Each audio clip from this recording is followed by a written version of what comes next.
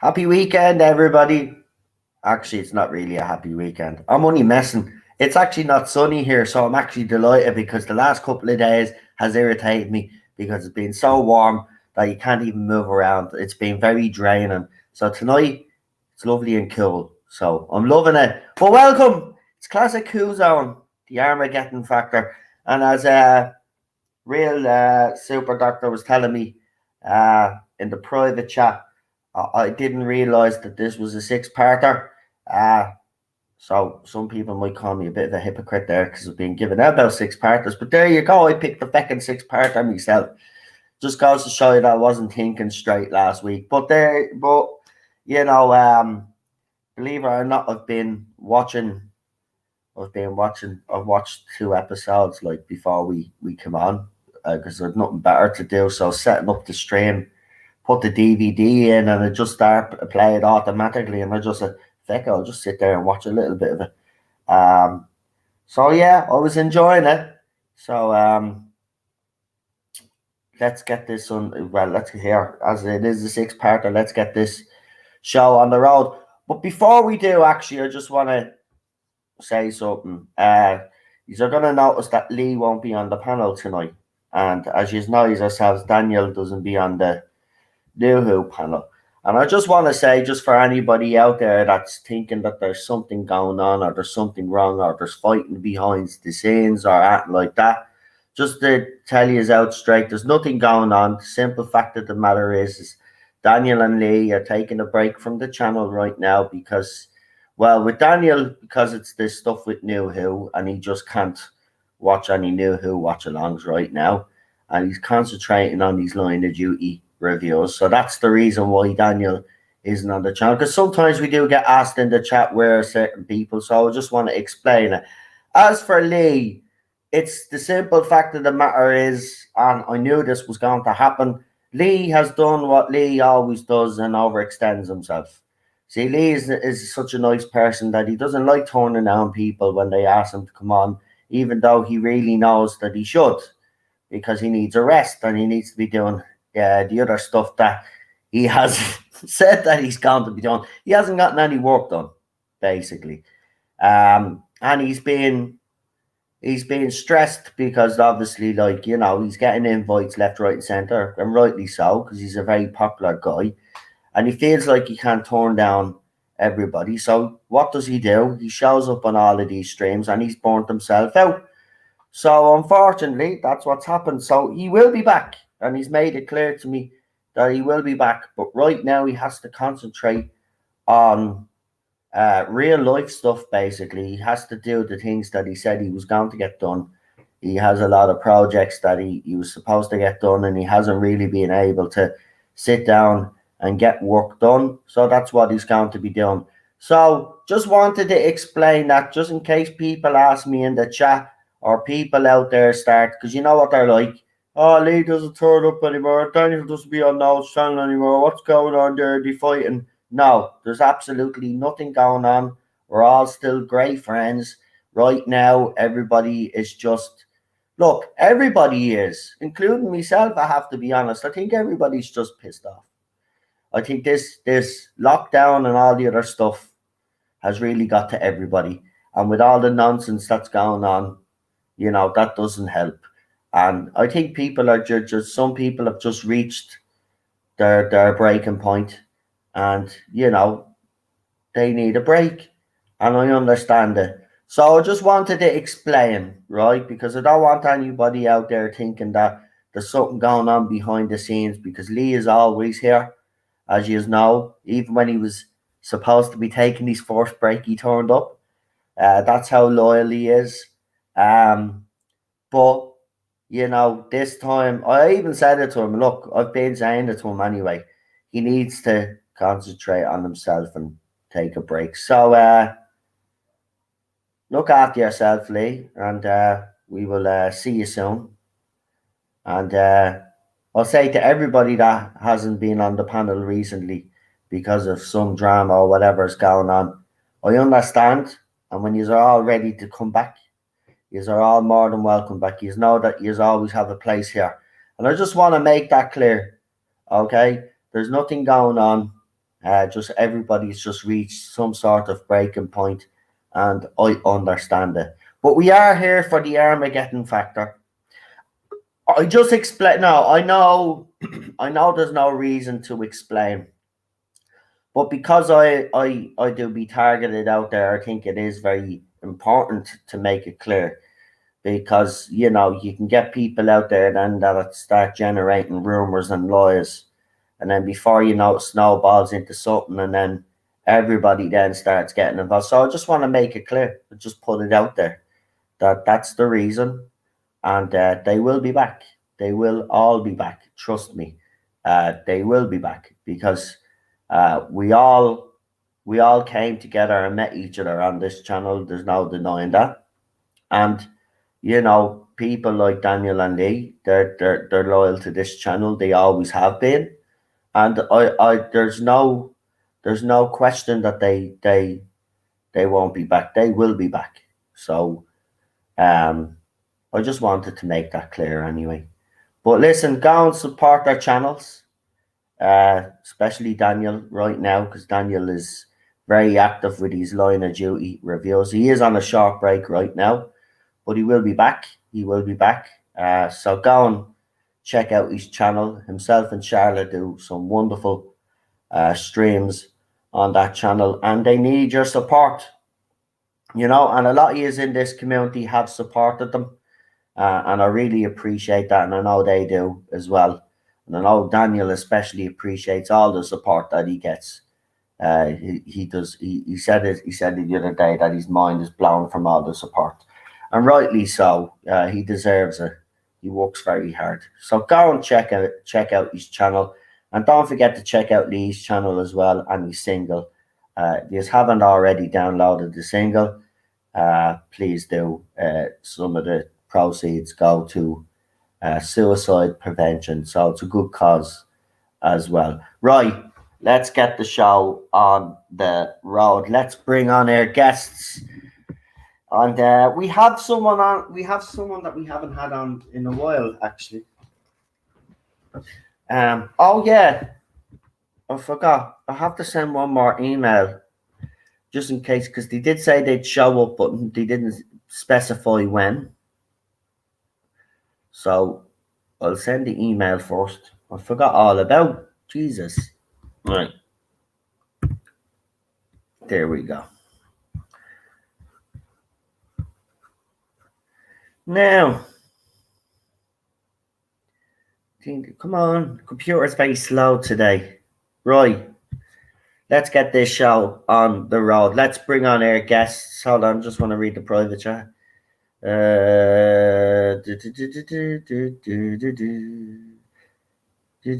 Yeah, that's who I was actually sending the email to. Super Doctor. It came out right out of my head. I'm an idiot, but it's done now anyway. And I better send them a message as well on Twitter to let them know. Actually, shouldn't I? Right, let's bring on our first guest, because we have a bit of royalty. Because we don't do that by halves on this channel. We try to get the best people on this channel, and I think we do very well. And our first guest, especially when we do the Third Zone talks, always leaves us with thought-provoking ideas after they come on and discuss their theories. I have to say, I love having Charlotte on the channel, and it's an honor to have her here again this weekend. The one and only, and you better all curtsy. It's the one and only Queen Charlotte. Hello, everybody. And she's laughing, so that's a good start. That's a very Yeah. good start. So Lisa, well, at least I'll have you laughing and not crying. So that's a good thing. Well, me and Dan have had a fun week, and that's all we'll say. So it's good that I'm laughing. Yeah, that's it. It has been a rough week. I have to be honest, especially for yourself and Daniel. But you know what? As I said, and we've had a chat behind the scenes. You know, just keep doing what you're doing. You're doing great. You're doing great. I know, but everybody out there, as you know, will have you as our backs anyway. But no better woman or bloke to deal with the shit anyway than you and Daniel, you know. But you shouldn't have to in this modern day society. You shouldn't have to be dealing with that just because you have different opinions about a TV show. But hey, that's the current uh situation right now. It's made our subs go up. So thank you, idiot children. We're nearly at 200 That's what now. happens, though. That's the way you should look at it now. Every time they used to attack me, Charlotte, same thing. So try spin it. It's very hard to. I have to be honest, because if everybody's been following me like for 3.5 years, I've dealt with this. It is very hard to keep your mouth closed, right? I'm not going to deny there are times where I should have probably kept my mouth closed and bit my tongue, but it's very hard when you're being accused and you're being attacked constantly. And it's just it's not nice. It's not nice, and it has to stop. And hopefully it will now, because enough is enough. Enough is enough of this crap, right? At the end of the day, Like I said, yeah. To be fair, I think worst things going on in the world right now. We shouldn't be fighting with each other or falling out with each other or anything like that. But as I said, it's the current climate that we're in right now. Hopefully, in a year or two, people will cop onto themselves. But as I said, it needs to stop. I mean, years we're doing a stream. For anybody that doesn't know what I'm talking about, so Daniel and Charlotte were doing a Line of Duty review, and they got some troll activity, and there was some disgusting stuff said. If you want to see what was said, it's on my Twitter account anyway. But they shouldn't have to deal with that. And it's ridiculous, and it needs to stop. I was going to say, I've got a few Cockneys probably scared half of them now. Yeah. Well, it's the audit. Look. At the end of the day, it was bang out of order. I caught the end of the stream, and even the stuff I was seeing was disgusting. Yeah, I was going to say, to be fair, you caught the second half of it. Yeah, I wasn't there for the whole lot, and probably it was best because they were saying stuff about myself and Cheryl as well, so I didn't like that. But again, they want the reaction, as I said. Just don't give them one now. Just remember what I said to you. I won't say what we said we're just going to carry on, and I think we're going to carry on now. Right, let's bring on our next guest, because he's real, but he's also a super doctor. Let's find out why he's super. What's so super about John? I just don't know. It was just a nickname I kind of made up. It's just like a Super Ted thing. I love that. I just kind of put it together, and I was just like, I just put my name in. I just kind of, well, it was a kind of makeshift YouTube channel. I was getting deleted right, left, and centre by YouTube a while ago. Yeah, censored. They didn't like my comments. By the way, Real Super Doctor is going to be joining me for the movie streams that we're doing. And right now, so the two movie choices are Critters. That was John's choice. Now I have to be honest. While I don't think this movie is a bad movie, it's not a movie that I know it spawned a few sequels. My parents love this movie, right? I'm not a huge fan of this movie.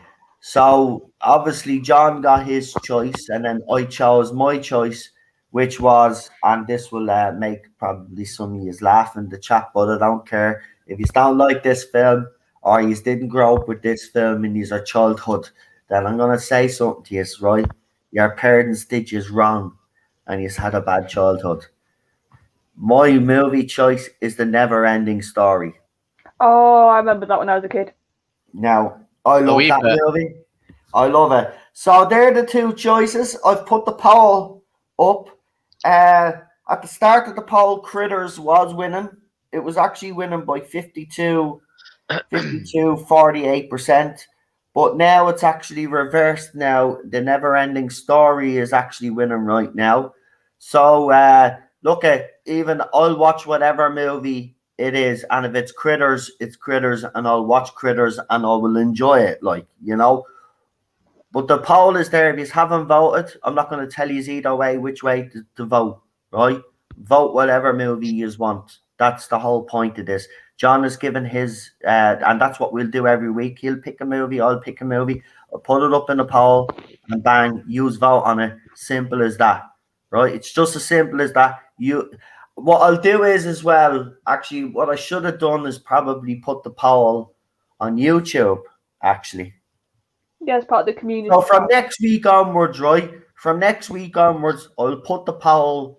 There will be a poll each week on YouTube. I'll let you know after the next movie stream. I'll let you know when the poll goes up, and then you can vote then. I think that would be better because we do get more poll votes on YouTube, believe it or not, than we do on Twitter. So we'll do it that way. But listen, we've got another guest with us. And we do. And we might have a special guest later on. Well, I say special guest, but you're all used to him on this channel now. So I might as well just say Ballstreck might be popping in at some stage. PJ maybe says, sorry, I'm a wee bit late. No problem, PJ. It's nice to see you here. We haven't started the story yet, PJ, so you're good. We haven't started, so you're okay. I was just having a bit of a chat at the start like I always do. Let's bring him on because we've got the one and only Marshall Omega. Hello. Hello. Oh, we can hear you. That's good at Alpha. Yeah, that's good news. That is absolutely brilliant. I have my new mic now. Brilliant. Yeah, he's got the new mic so he can actually all hear us now properly. Great. Oh, that's really good. Yeah. Roy, I think I've done enough talking. But I think it was important to say the things that I did say. As you can see, I'm calm, not having a rant or anything. I just want to make things clear. And I know you guys in the chat are saying you don't need to explain yourself, but as I said, you kind of do, especially when my YouTube channel is the focus of attention from others out there. They scrutinize everything that happens on this channel. So it kind of, if they sniff that I've had a falling out with these guys, then that's when all hell breaks loose. So I have to nip that in the bud and make it clear that everybody's just taking a break right now.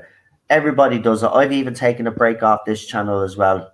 And I've been forced off with a break that I didn't want. But, you know, that's what happens. Everybody takes a break. So let's do this anyway. So I've got the Armageddon Factor ready to go. If everybody in the chat could press 1, that'd be fantastic. I've got it and ready. I'll get a brief word off everybody on the panel of their initial thoughts. Charlotte, we'll start with you because obviously you're watching some of these stories for the first time. Was this a story that you had watched for the first time, or had you seen this before? This was the first time. So okay. And what were your initial thoughts on the story after watching it? Because I know you do watch it first, and then you obviously do it again. Yeah. So I think this is one of the ones I've liked Baker the most in so far. Like, right. Because I don't think he's ever going to be my favourite classic Doctor, but I think he was quite crafty, and that's the word I'd use in this. And he was very much playing games with the Marshal and a lot of the other figures. So I quite like that bit of Tom's Doctor, and this is also my first Romana episode. I hadn't seen her in anything, so it was nice to actually see her for the first time. And I like the dynamic. I actually made me think, isn't it a shame we've not had a Time Lord as like another companion that was a Time Lord, because you can just see the intelligence. They're the same level, and they can both sort of bounce off each other and talk the sort of gobbledygook, and it was a fun dynamic to see that. And of course, K9. Who doesn't love K9? Yeah, I think that was one of the reasons or factors why I chose this story this week, because we haven't done. I don't think we've done a story with K9 in it. We must have. Classic. I don't think so. We might have done one. I'm not 100% sure, but yeah, because I like the Brigadier. I do try pick stories with the Brig in them as well. But yeah, this is why I chose this. But then I was told off, because I'd forgotten that this is actually a 6-parter. So I better get cracking with this 6-parter. But I'll just ask the other two lads on the panel, just briefly, guys, if you just want to give us our initial thoughts on this episode. Do any of you guys remember this being released at the time, and what kind of reaction they got? I think it was 1979. This episode, or I can't actually remember, but it was before. I was only a year old when it came out. I was 79. I was born in 79 as well. So yeah, that was. But I saw this episode on UK Gold in the kind of early 90s when they were doing the UK Gold thing. I know UK Gold was brilliant back in the day. Oh, that it just got me back into Doctor Who, and that's when I went Doctor Who mad, because 5:30. I was expecting Tom Baker with the Daleks, because there was this trailer in UK Gold, and here at 5:30. Before 5:30, there was a trailer of William Hartnell, and the shivers that went down my spine were. It really was an experience. I mean. Well, I came into the house, and I put the wee light on and that, and it was kind of dark, and I wasn't knowing what to expect, and then all of a sudden this black and white image just came on the screen, and the cloud shifting and the logo joining together, and I was absolutely riveted by it. It was like a kind of experience, and I watched them all through at nighttime, because they went on after, I think it was after 11. It did. It started during the day. I remember because we had UK TV Gold, and it was the original Sky boxes. Do you remember the big funky ones that they used to have? And I think it was the first time you could actually record one show on it. It was that was huge back then, right? And that's what we used to do. I'd record all the stories that they had on UK TV Gold, and then someone actually was able, before I was able to get my hands on Pyramid of Mars, someone was able to get what I'd recorded off my Skybox and put it on they were able to transfer it onto a DVD, take all the ads out of it. So I had the story. So I have that still to this day, even though I've got the DVD, the BBC one. I have that original DVD still to this day with Pyramids of Mars on it, and it just and it still plays, by the way, and it also has on it the first couple of episodes, because they didn't edit it properly, but the first couple of episodes of Revenge of the Cybermen, I think it was on it as well, and I was like, holy, no, not Revenge of the Cybermen. Is that the one? Yeah, what's the one with the base with the gold? Is that Revenge? Yeah, of the that's Revenge of the Cybermen. Yeah, That's a Planet it was Vulture. Revenge of the Cybermen. Yeah. Then. Yeah, the one with the little fucking cyber worms, as I call them. The Cyberman. Yeah, well, I call them cyber worms. They look like little worms, slugs, beetles, whatever you want to. So yeah, I still have that DVD still to this day. Wow. And it's still I mean, I don't have that anymore. It was because all the videos had been taped over and reused, and I went on UK Gold. I went on YouTube and I found some UK Gold Doctor Who intros and all that, and the wee kind of UK Gold advert that comes on before that. I mean, it's quite. It brings back memories for me. Fantastic. Marshall Omega, is there anything you would like to add before we start this?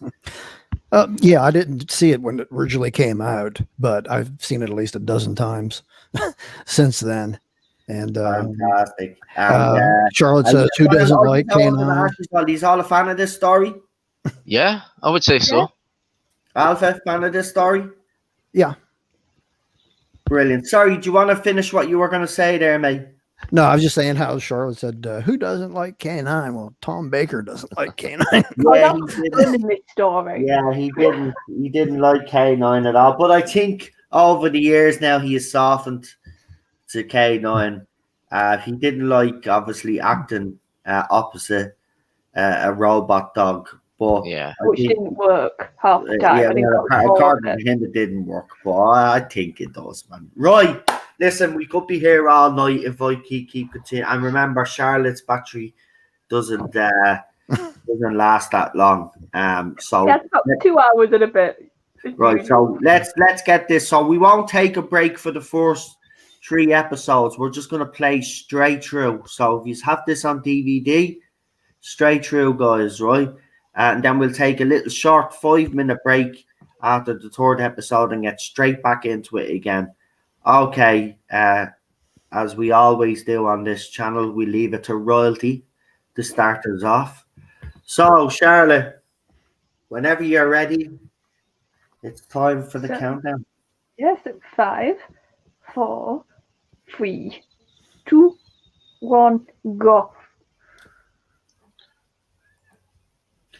All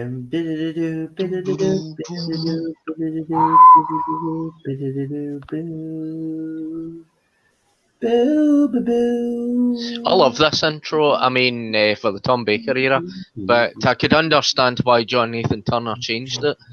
You know, when Tom Baker was getting older. Yeah, because wasn't this like the first sort of time tunnel sort of thing? Don't forget to like, share, and subscribe. When I was watching this earlier today and I seen this scene, I was breaking my face laughing. It's a bit out there, isn't it? Just to start it, like considering how dark this episode. I was like to myself, I'm glad the whole episode wasn't like this. Yeah. It's like kind of Vengeance and Varos vibes you get from it. In a way, it's the planet that's in war with another planet, and I mean, it's great acting with Tom Baker and Mary Tam.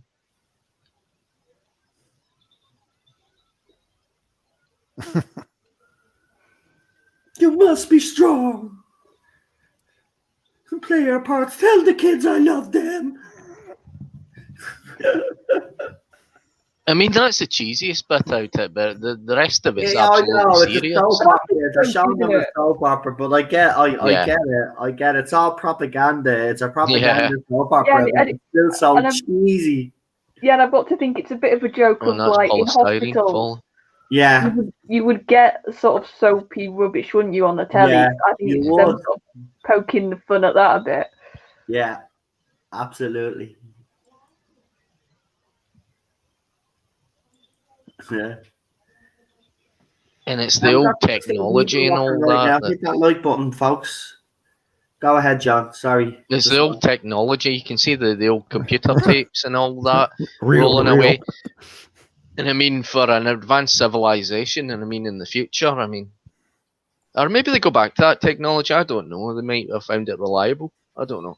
Well, I've got the impression it's almost like a Cold War sort of vibe at times with this, isn't it? Yeah. Like they're sort of not starving each other out, but the sort of who's going to just be a war of nutrition, or what's it called? Yeah. Where it's just who can survive longer. And the Marshal's completely insane. I mean, he's brainwashed. You know, he doesn't seem to realise it, but you know, I think watching this, the Marshal is basically them almost having a swipe at sort of military leaders. The sort of like, if you think about in the real world, you do get sort of military-esque leaders who just sort of have their power because they have the army or they have something. And I think the Marshal's a bit of a stand-up to that. Because he is sort of portrayed as he's so like tunnel vision.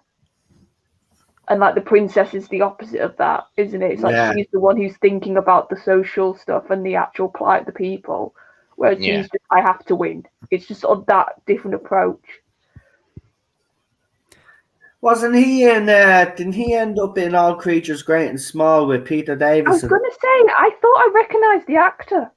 So I was like, is this like a well-known actor? Because I swear, I was like, wasn't he? He was definitely in All Creatures Great and Small. I know that. Was he in it when I think he was in it when Peter Davison. So there's an old Doctor Who connection there with All Creatures Great and Small. Who was he though? I'm trying to picture who he was. I'm pretty sure. Hold on, I'll check now because that's been bugging me for the last couple of minutes, Charlotte. I recognised him, and I was like, is that just because he's one of these like storied actors, or is it because I've seen him in something? I heard the new updated version did well and was actually. No, it did. It wasn't woke. That's why they just told us, like, they didn't suddenly make it like a load of actors who wouldn't be, let's say, in that time frame in Yorkshire. So they just told. That show was heartbreaking, man. That show would kill me. I remember watching that. Well, you with animals. Tricky woo. Let me see. And this is the first time that Lala Ward is in the show. See, I didn't know she was in this episode, so when she popped up, I was like, oh, Romana before she was Romana. Well, it was actually an interesting concept that Romana could actually choose her regenerations and appearances and what she could look like for the final regeneration. I mean, that had never been done before, but I think it was a tongue in the cheek kind of thing. You know, I kind of and do you think maybe that's where the modern one, let's say before Obvious era, that they I'm wrong. He wasn't in All Creatures Great and Small. What was he? I recognized him. Well, I do recognize it. That's annoying me now because he definitely was in a something I watched. Emmerdale Farm. Emmerdale. Oh, I think he was in Emmerdale. Well, just find the actor and just put his name into Google. It should then you should just go on Wikipedia or like IMDb and it will tell you. It should give you a list of all the stuff he's been in.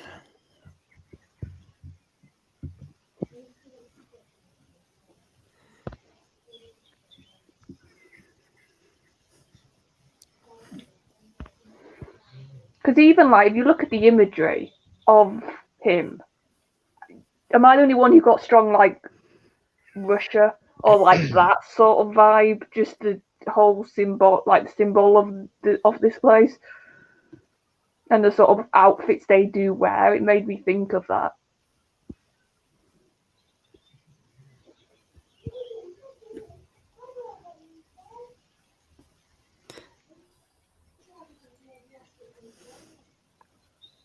I mean, Romana's the only Time Lord that was identified that she could choose her own body and form. Yeah, so the part I was going to say, because in the newer run, they did sort of not say it, didn't they? But they hinted that the Doctor could, if he had a strong enough thought while he was regenerated, it would influence the regeneration. Yeah. Well, but you couldn't control it. It was just sort of.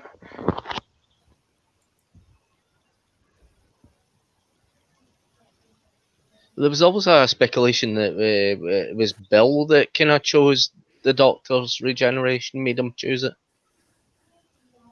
What So do you I mean don't know. there? And then maybe I stuck with him. That's how the 13th Doctor came about. But I know where I remember him. I can't believe this actually.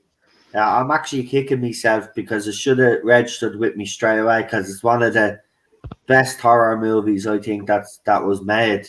American Werewolf in London. He played the doctor in the hospital.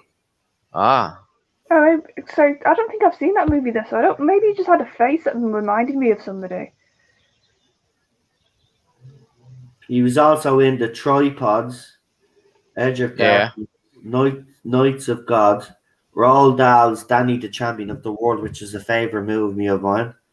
A Tale of Two Cities, Wuthering Heights, Romeo and Juliet, The Merchant of Venice, Peak Practice, The Other Boleyn Girl, Vanity Fair, The Bill, Miss Potter, Emmerdale, Hamlet, and Coronation There Street. you go, Emmerdale. Yeah. I was right about Emmerdale. Yep.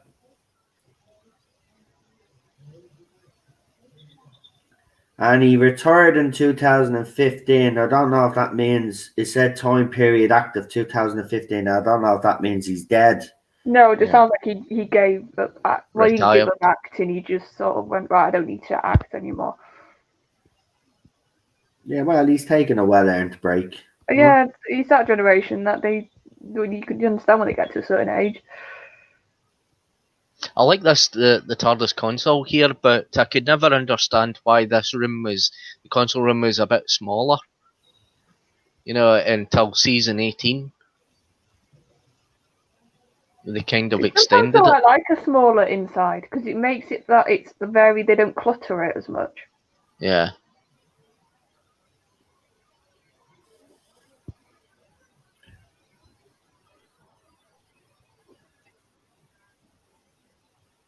See, the Marshals are already planning shit. Well, you know he's dodgy pretty early on, don't you? You're like, well, there's something wrong with him. Yeah. But as soon as he starts talking to the mirror, it's like, okay. Before the reveal of the device on him, it's like, yeah, there's something not right here. I love though Tom's interaction when he first sees that. Like, that's what I mean. Like, this is, you can see Tom's playfulness, I think, as well in this episode. Like what he was famous for, that he would improvise and play around a bit and sort of do what he wanted.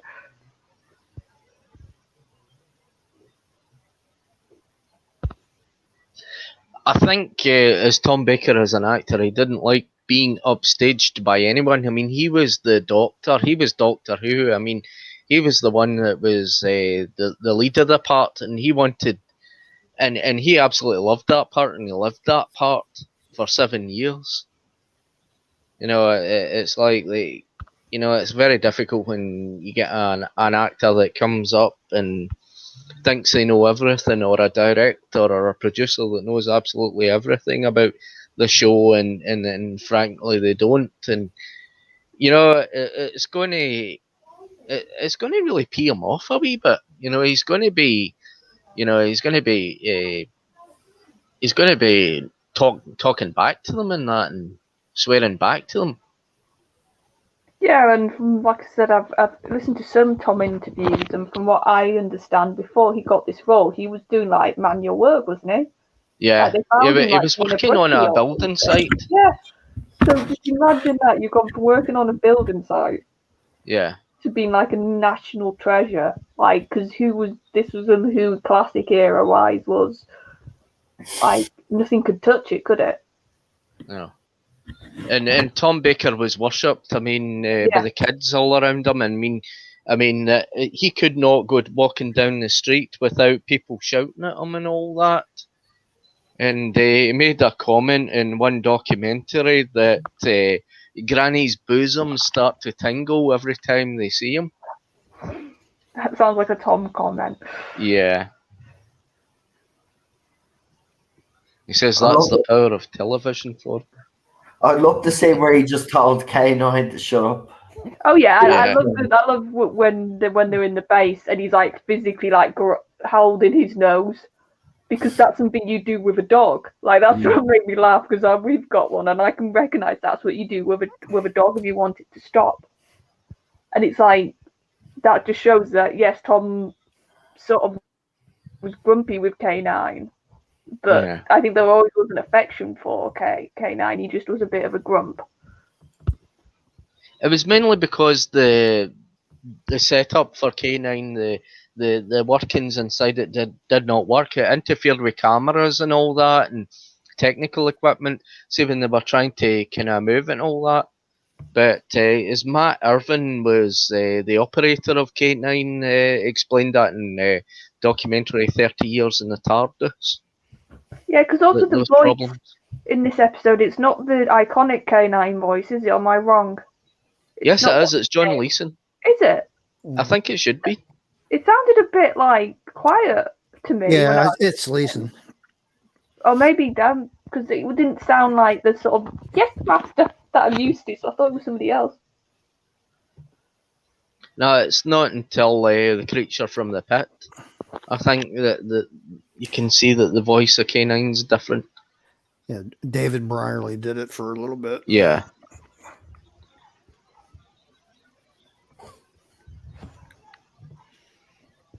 Just think it's K9's voice chip that's different. Yeah. Because this has got like Shakespeare vibes as well. Like the whole sort of looking in the mirror thing, hasn't it? Yeah. Like Hamlet feels.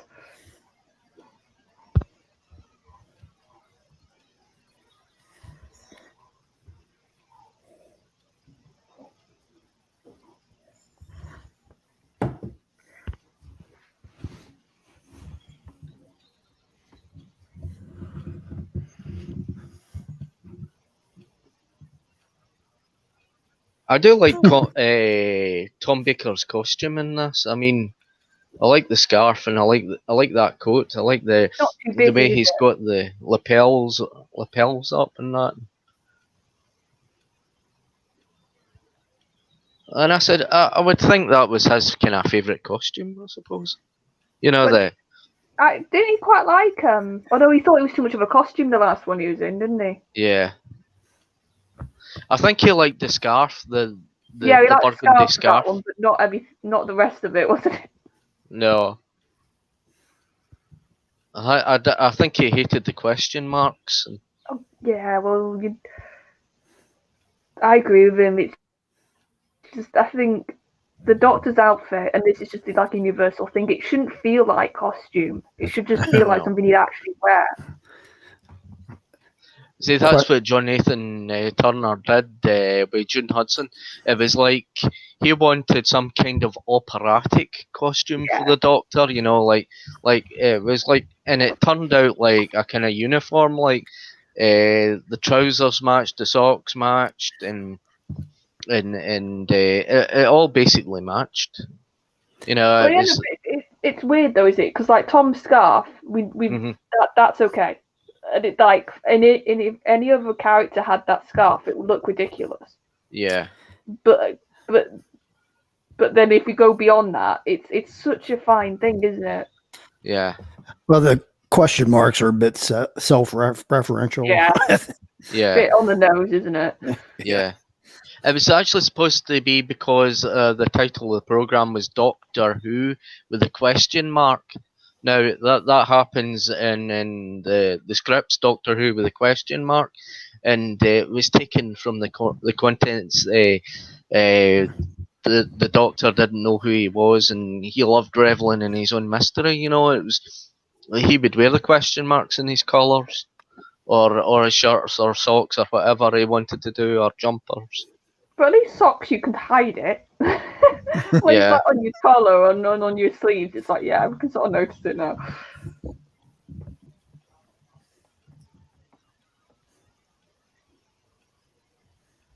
I'm surprised they didn't go rainbow.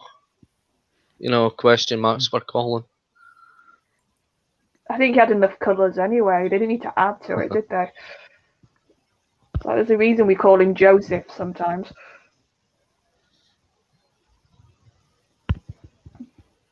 I mean, the scarf does work well with Tom. Yeah, I think it's because he didn't have loud coats. Like, you can have one Yeah. sort of loud thing, can't you, I think? If you Yeah. go beyond that, it just clashes. So, like, this outfit, he's just got quite a plain brown coat, really, hasn't he? So Yeah. it works. And you can see him sweating buckets with the scarf on and that, and the likes of the creature from the pit, he's really sweating. And I mean, it must be very difficult to act when you've got all that on, and you're in a warm studio.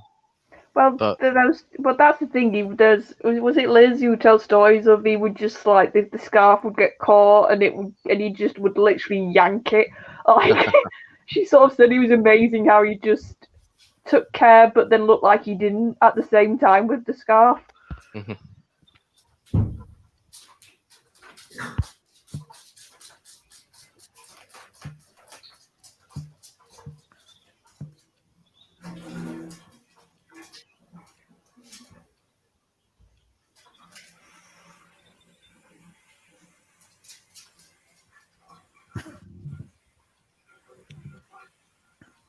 I like the TARDIS materialization in this with the rotating light. I mean, it's totally P-Tech.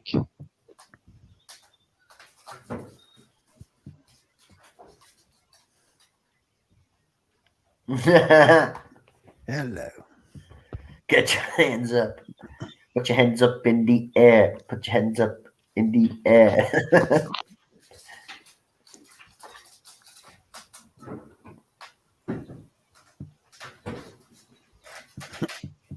Yep.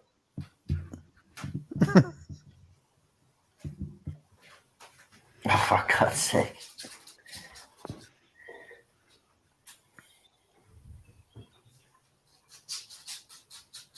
No, there he is.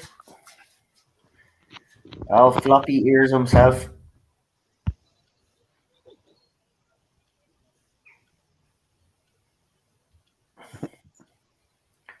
Go K9. Go K9. Go K9. You're screwed now, buddy. Get out of there. If only he could levitate. You're in the future when you talk about that.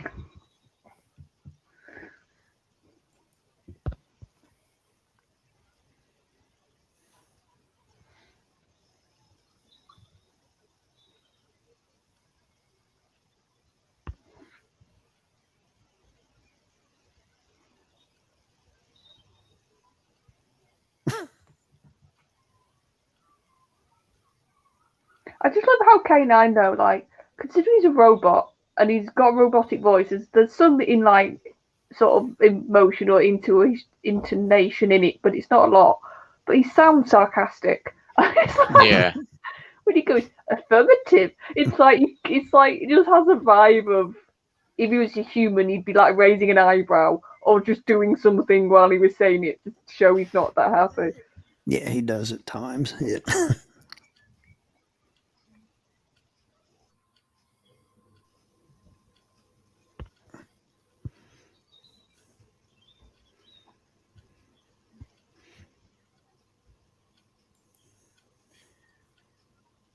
That's why I love that moment in School Reunion when he's in the car and he just repeats, "We are in a car. We are in a car." Yeah. I can see why Tom Baker must have felt kind of, well, angry by it because of the kind of dialogue scenes and that with K9.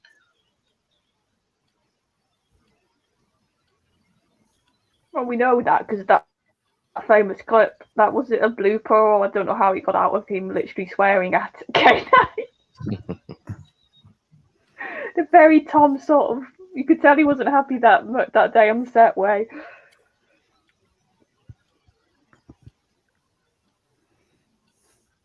I mean, he could swear on set and get away with it. I mean, a lot of people couldn't do that now, I suppose. Oh no, HR would have like a load of people saying they got emotionally damaged. Yeah. If you had an actor like Tom on set nowadays.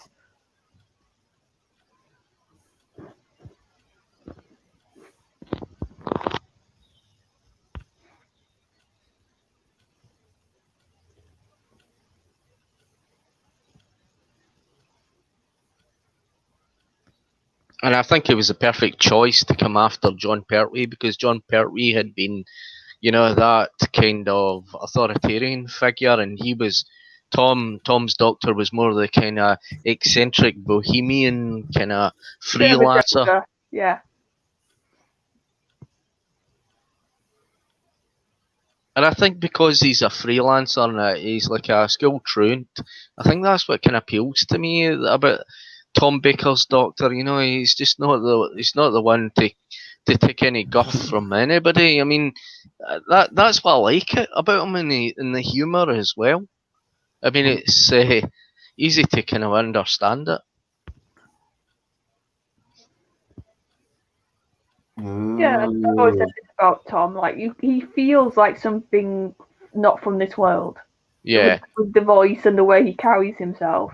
Yeah, and he's like the dropout Time Lord, and it's just like a big F and a big FU in his statement of his costume and that, and like he travels about in space and time. It's like, I'll do what I want to do and all that, and if I want to save a planet and that, and I'll go ahead and I'll do it.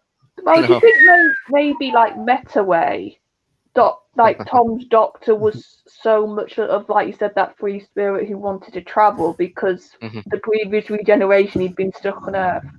Yeah. So it's like, oh, I've got a TARDIS, I can use it again. Like, I can do space adventures now. So it made his personality almost become that more of a rebel because of what had happened with Pertwee's doctor. Yeah. Right, we're getting straight into the second story, so if some of you need to skip past the titles, do it now and get the second one. Yeah, I was really behind then, so I'm just gonna set the second one going now. So get it ready to go anyway.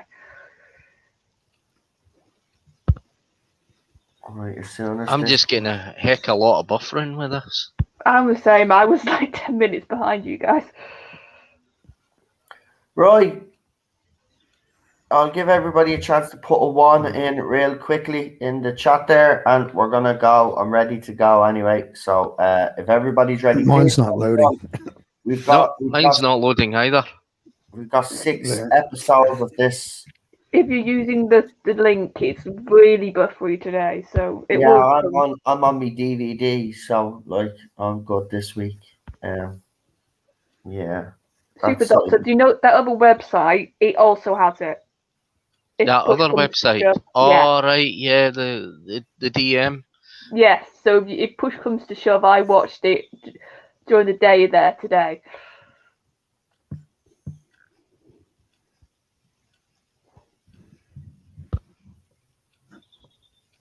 Right, we've got ones in the chat, so everybody in the chat is ready.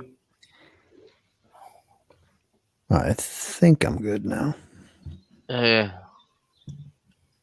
It's kind of started, but it's still buffering. I'll try. I think I'll try the DM. Yeah, I would. It's been bad today. This site. I don't know. Maybe it's the weather that's affecting.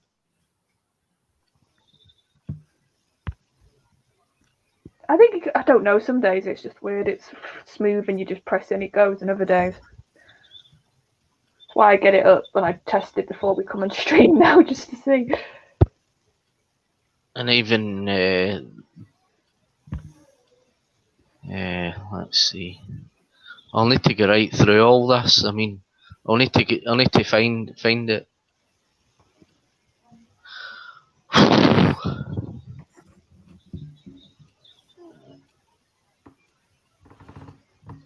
Disappeared.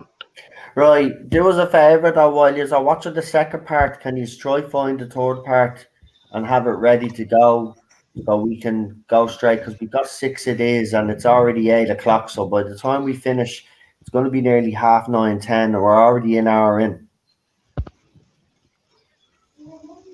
Right, I'll just use this one to the best of my advantage. Right, so I'll start 5, 4, 3, 2, 1, go.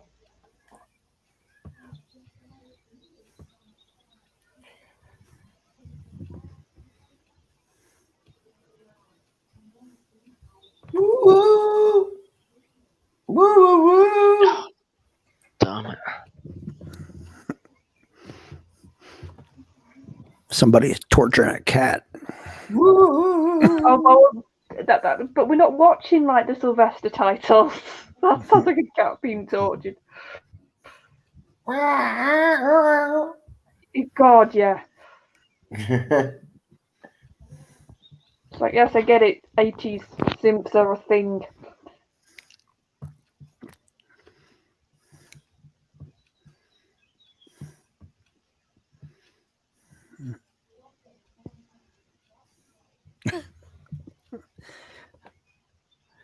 Well, Lala, for this first half of the story, you're just going to lay on the ground and sleep. While some creep in a mask picks you up.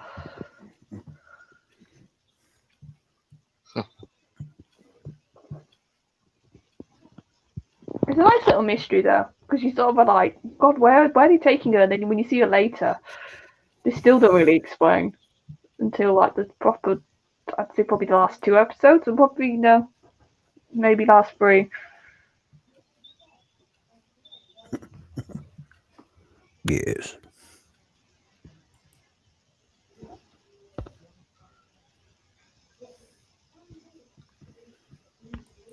I mean, Lila Ward really plays the part in this. I mean, she's really good.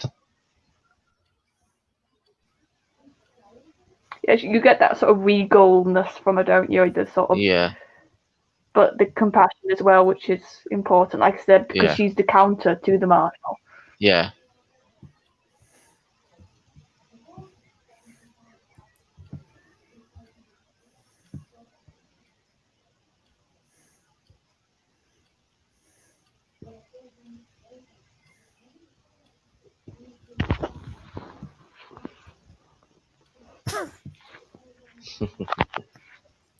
Oh, he's a bit of an idiot though, the surgeon, isn't he? Yeah, that Merak.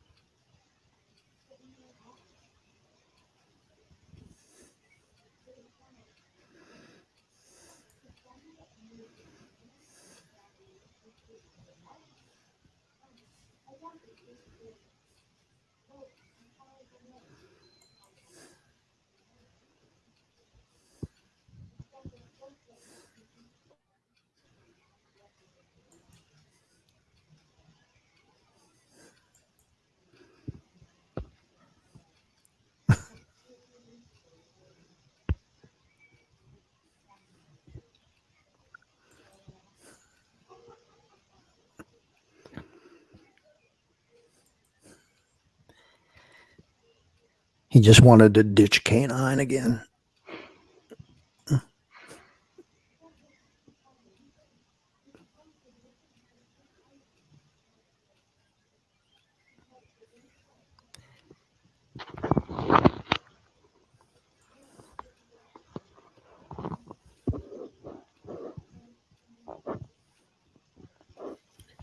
Yeah, I saw a K9 that was remote controlled. Had speech as well. Would have different phrases. Leading thing was very expensive though. That's nowadays. the problem. Yeah. What's the problem with things like that? You know, the Daleks and the K9 replicas, like because they, like you'd buy a replica K9, but if you're paying €200-300, say, well then you want that thing to move like K9 does in the show, and you want it to talk. But unfortunately, it's kind of it's one thing I've always wanted One thing and another thing that I always wanted and I got was like when they brought out all the old Nintendo games on that little yoke, and my sister got me one. So I suppose, it's not in the realms of improbability that I mightn't get it. I could get it one day, but I'd love to get myself an old K9 remote control one. And seriously, I would, man. I'd be out there. I don't care if the neighbours slag me out. I'd be out there playing with them. I fucking would. Me, Ted, and K9. I say Ted would get a bit jealous though, because I'd probably spend I was most going of to say, would he not attack it? Just What? for fun. Would he not play go with and it? the jacket. I'll go to one of those one of those charity shops, or go to what's the other one, Oxfam or something. Try find one here. I'm looking for a Tom Baker coat. You could find plenty of Tom Baker style coats in charity shops. Yeah, that's the thing. I mean, got Lavarzi still makes a scarf. Just get me ma to knit me a big long Tom Baker scarf, because my mum knits, so I could get her to actually just knit me the scarf. You can get one from Lavarzi about £12 or something like that, or get the big long one about. It cost me about £69 now, about 5 years ago. Yes, but if it was 69 quid 5 years ago, think about it now with inflation. Yeah. How much that would actually cost now. Yeah, I'd have I get the expensive. season 18 one. Like my mum could just get I could get the balls of wool from my mum, and balls of wool, as you know, are very cheap, right? She could knit me that scarf for less than 20 quid. Yeah. You know? Oh, hi, Clobby. I remember Nice when to my see you. gran. Say that again, Yeah. Charlotte. I said, hi, Clobby. He's just popped in the chat. Ah, hello, Clobby. Nice to see you. Don't forget to check out Clobby's channel. He does some great stuff there. It's been a while, mate. I hope you're well. Hope everybody is good. Okay, now somebody explain this to me. Why does K9 do this? Do what? Like, why does he go into the what's it? Like the recycle thing off his own accord. Like nobody forces him. He got a in signal. That's how it is. Because I was watching. Yeah, he got a signal. He's following the signal. Yeah, he's trying to chase the signal. Okay, because otherwise you're a bit daft, K9. Like just being so. Well, as David Tennant's doctor says, good dog, good dog. Good dog. Oh no, that scene's sad, man. That even though I know what's gonna happen but that scene still gets to me. It's really because of how does. Tennant plays it. You can just tell that Tennant's fans Love them. just Tennant adores loved K9. K9. Even Sarah Jane loved K9. And the actor and actress Liz and Dave, as you said, both of them were fans. So they loved K9 and it came across on screen. Yeah. Oh, It's like that just to see when she opens the cardboard I know. and he's there. I know. He does. And like Rosie's like giving it a dirty look. Love it. Like saying it's a bit disco. And like the doctor's just like, oh, what's the horrible woman done to you? And it's just like, oh. I used to be good at woodwork. I was going to build myself a K9. But then it just looked like too much effort. And I just can't be arsed, you know? Famous last words. It was the only thing, actually, no, I was quite good at a few things in school, but woodwork is where I shined the most, I have to say. I couldn't do any tech of any description.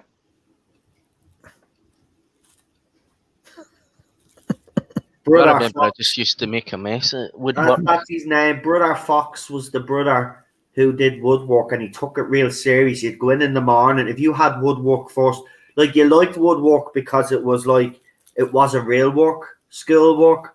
But at the same time, Brother Fox was such a stickler for getting things right that when you went in, if you had him first thing in the morning, you couldn't deal with it, right? You were still waking up. In the second or third class in, and then you could deal with it because you've had time to wake up and adjust. But if you got his class first, man, I swear to good God, man, he used to dread going in there if it was first class. Well, our wood teacher was a Geordie, So at least you had a good time. Good sense of humour. Yeah. See, the problem with our one was he was the same as us. He needed, you'd wake up in the morning, because remember, it was a brother, so it was a Catholic run school. So they're up at 5 a.m. in the morning. So think about it. He's already up around 3 or 4 hours before us. Then he's going into this school, and then there's a bunch of teenagers. Of course, it's going to be stressful for him, but he used to take him 2 or 3 classes to kind of calm down. He'd give out to the first couple of classes. So that's why we used to say when we get here, when it rotate and we wouldn't have a class, we'd be delighted, because then we wouldn't have to deal with his shit. So it was great. But I have to say, I learned a lot off him, and I'll never forget the stuff that I learned off him. He was the only one in that school that actually treated me decent as a human being. All the other teachers treat me like shit, and he was the only one that used to say, I see potential in you, and and all of this. Like, he never put you down. And now the Marshals completely done a 360.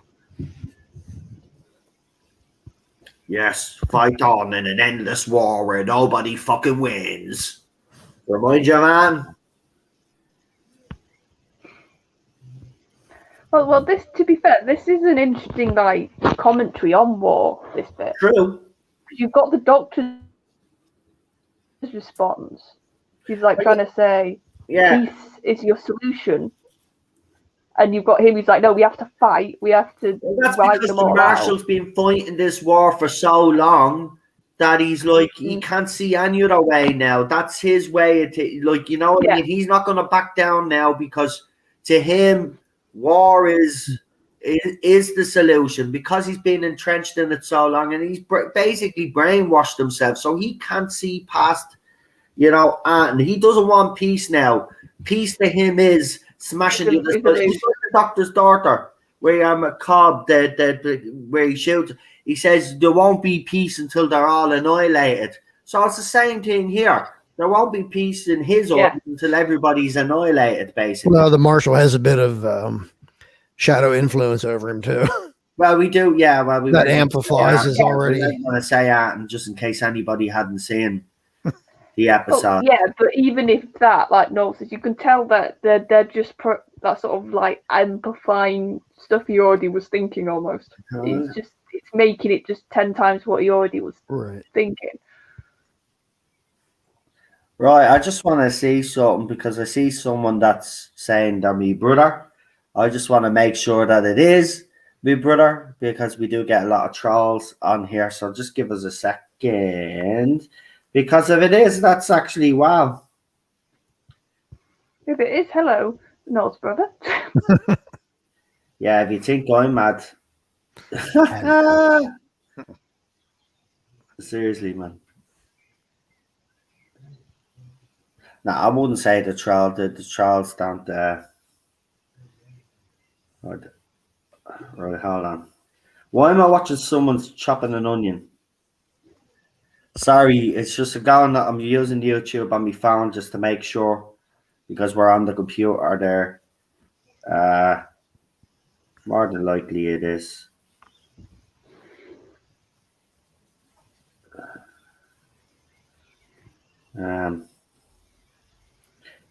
Yeah, I think it is. It is. All right. Yeah, well, we just get a lot of people trolling and stuff. But welcome. We're watching the Armageddon Factor. You're a Doctor Who fan as well. So we're watching it while we're obviously talking, and people are watching it right now. That's how it works. And we sometimes keep on topic. Yeah.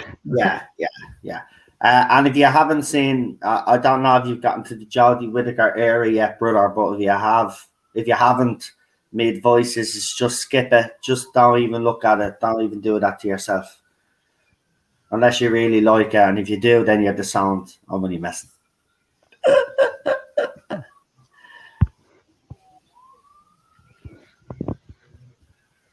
The Doctor must not die.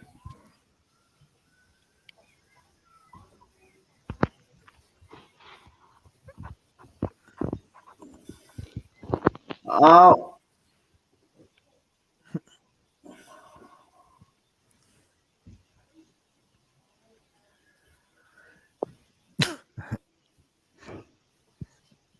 The doctor just casually walking out with canine.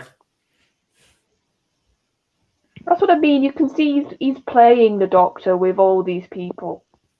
He's sort of like, yeah, I'll play. I'll look like I'm on your side. I'll do what you want me to, but he's just gonna do what he wants, really. He's playing for time. Oh yeah, like this is a good sort of way of a Doctor to play for time, except from just. Generally, it's not just the current one that does it a lot. When they just stand and talk, sometimes it can get a bit annoying. Yeah, strings him along until he figures out how he's going to deal with the situation.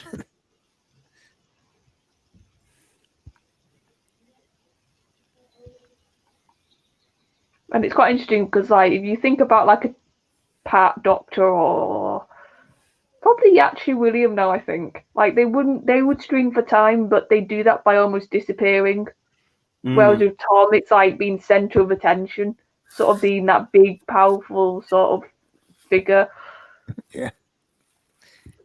We've lost John. Yeah, you probably He'll be back. I have to say, I've noticed myself, the internet isn't. There's something going on because the internet has been acting up over the past couple of months. As you know all about me, you know I like, I'm a bit of a conspiracy theorist. I actually believe that we're about to be invaded. Well, the US government basically admitted to UFOs, didn't they? Was it weeks ago? They did. And nobody reacted.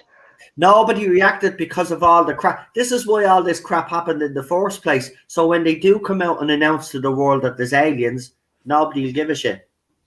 Nobody will give a shit because there's so much crap going on. I know. I saw that on I was looking on the line and I was like, okay, that's cool. And then I was like, surely people are gonna talk now. Look, I don't think we can deny it anymore. If we're the only intelligent life out there, well then God help the universe.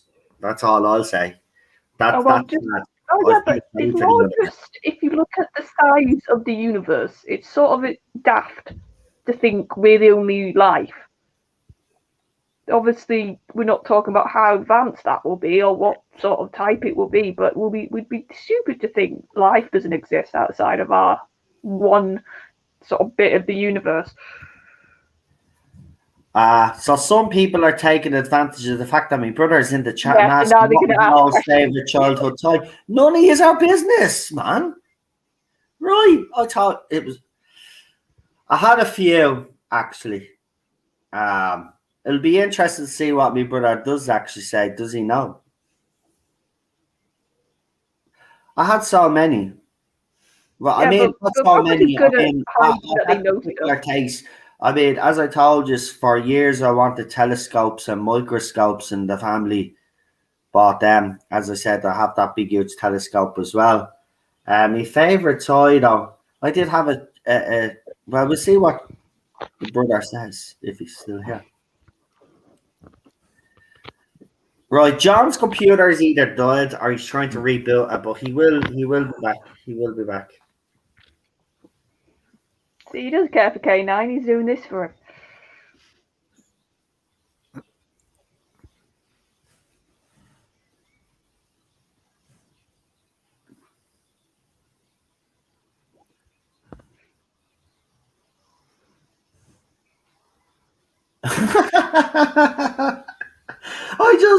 I just love how he's like, well, what K9's figured that all out.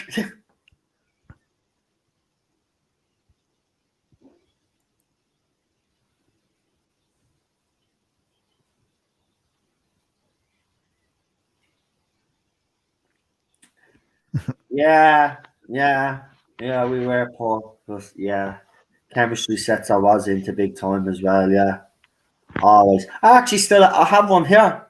I got one sent over from one of our subscribers. I haven't used it yet because obviously we got Ted in the house and you have to open up all of the windows before you can use it. But I have one.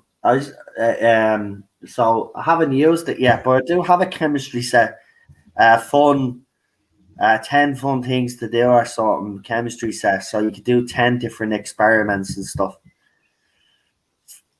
But yeah, it was either microscopes, telescopes, chemistry sets.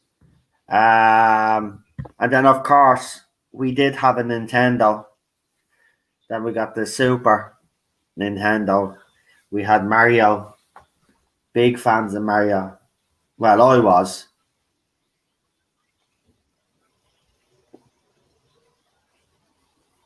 Yeah, the Super Nintendo, and well, I've still got my Super Nintendo and it's still working. But No way. I'm needing a new have aerial you got cable the for it. Mario trilogy? Have you got the Mario trilogy? Yeah, I've got all the Super Mario games on it. The Super That's Mario what I've All been trying to Stars. get my hands on for years. Is an old Super Nintendo that works Uh-huh. with all of those games on it, and Uh-huh. it's very hard to find. And if you do Yeah. find one, these people are charging extraordinary prices. I used to have the Intellivision, you know, the old kind of console thing, and it had all these kind of games, Burger Time and all that. I had that when I was about 4 or 5, and I liked that. I was growing up. That was me with Nintendo. Yeah, I had Tetris, Pac-Man. What was the other one? What was the space one? There was a little space. No, Mega Man. You had Mega Man as well. Why is everybody pressing ones? Is that because Dave got they're ready for the next episode? Because I've still got 6. I'm watching mine on the DVD. I still have a couple of seconds to go, but you are all ready. That's brilliant. So, which means we can get straight into it. Fantastic. Got another minute, Christ. So what I'll do is I'll just let the credits play, and we won't get Charlotte to do a countdown. They'll just automatically go into the next one. I'll get the next one up then, because I'm just behind anyway, so I might as well just get the next one up. Oh, here we go. Yeah, my internet cut out, so I've got to kind of go back to the beginning again. So I'll start with episode 3. K9, it was a trap. Okay, the credits just queued now. Don't forget to like, share, subscribe. Right, my end credits are just rolling now, so that'll give everybody a couple of seconds. Yeah, I forgot how good this story actually was. There's a lot going on.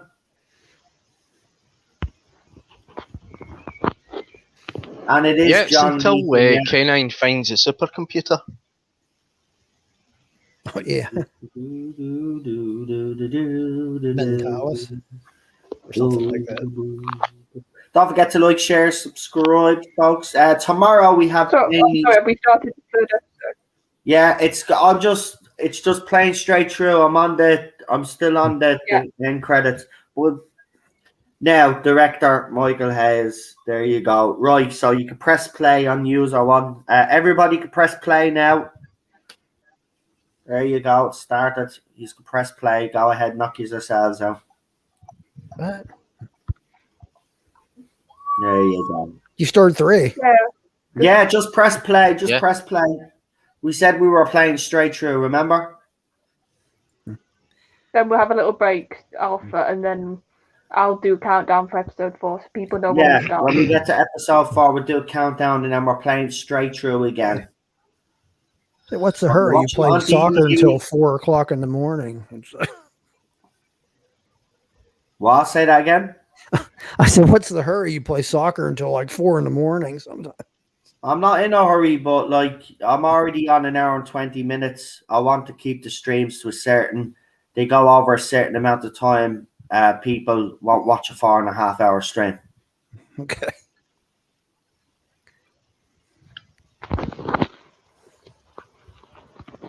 Yep, so what is it? It's vampires, isn't it, tomorrow you were saying? Vampires in Venice? That was last it's week. Amy's choice. No. I loved, and I can actually stay and at least be in the chat for the whole thing tomorrow, so that's good. Because I really like Amy's choice.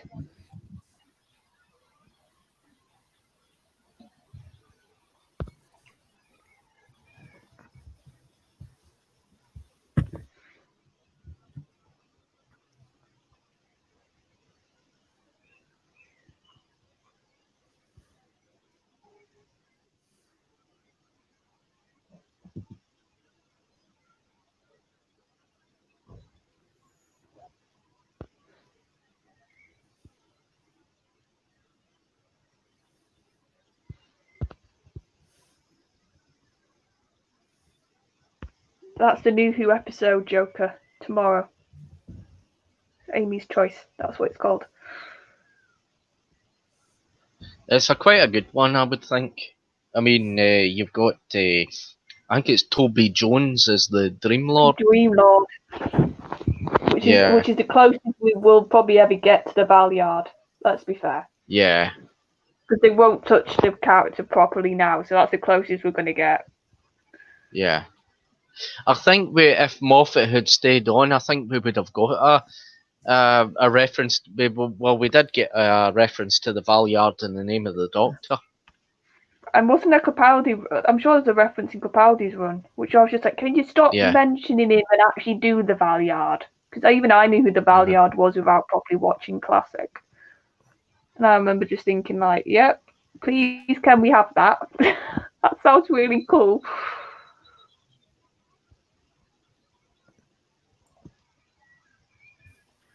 Yeah, we're on Amy's Choice. We did Vampires of Venice last week. So Amy's Choice. Good story.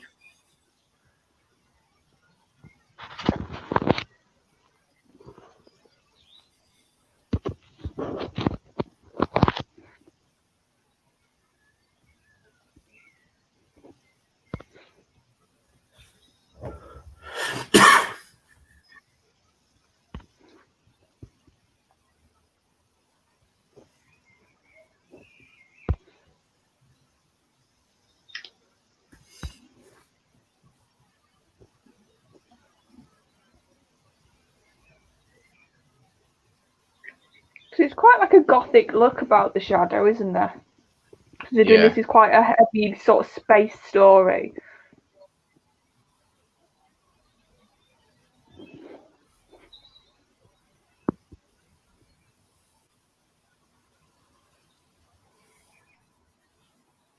I always wanted the Black Guardian to come back at some point during Moffat's run.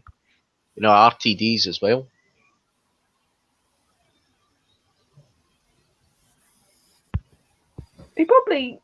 It would suit Moffat as well, wouldn't it? To write for a Guardian. Yeah.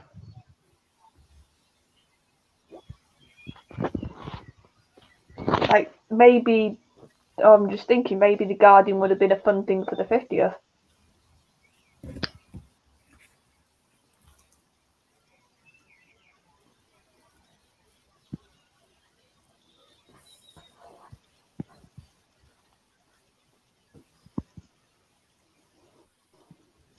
I mean, it was alright, the 50th episode, I did like it.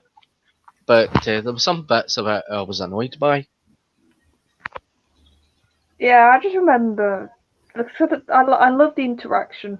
I like the whole, it basically made the Doctor revisit Gallifrey and the Time War, and it was the first proper time the new run had, I think, explored it, which was odd considering it was a Davies creation, but it was really Moffat that explored it in that episode.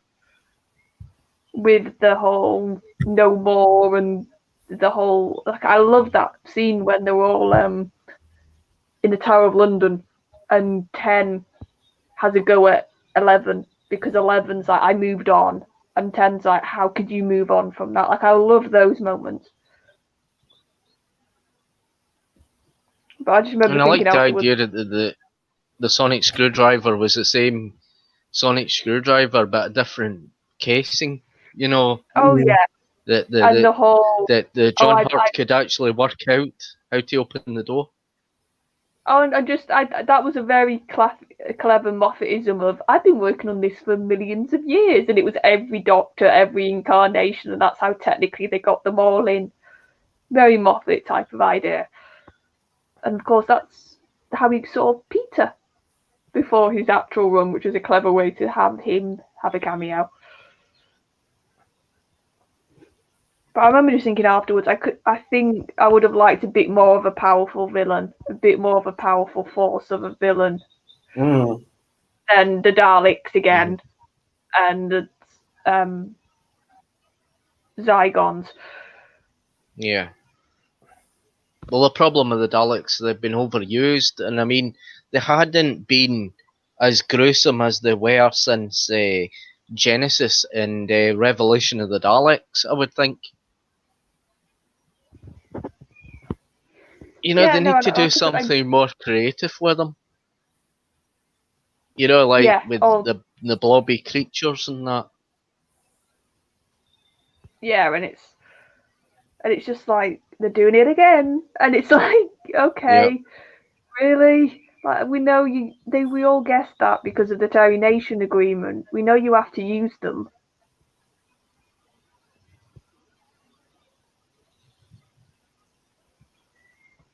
I just wouldn't be surprised if they done a baby Dalek thing, you know, like a wee creature that on Scarrow was just being developed and they'd created it and that. And, I think if you they know. want to do Daleks, it would be interesting if they went to before they were mutated, when they were Yeah.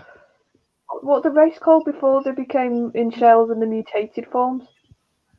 The Khalids. Crow. Yeah, I think that would be interesting in the modern run if we got a Khaled story. Yeah. Because then you're technically using them, but I don't know if that also would mean that because you're not using the iconic design, it wouldn't count. I don't know, but I do think a Khaled story would have been interesting. But then I suppose people could.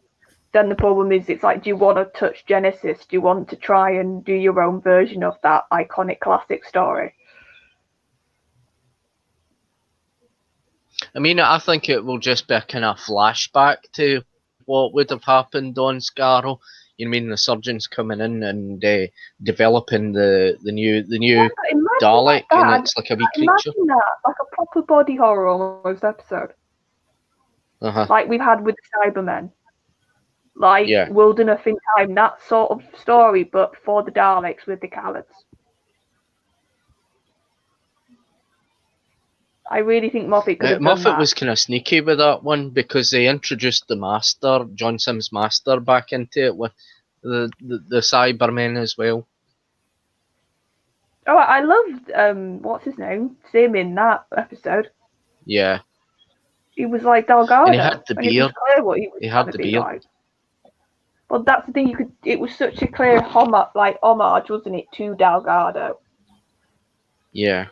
It was a nice contrast.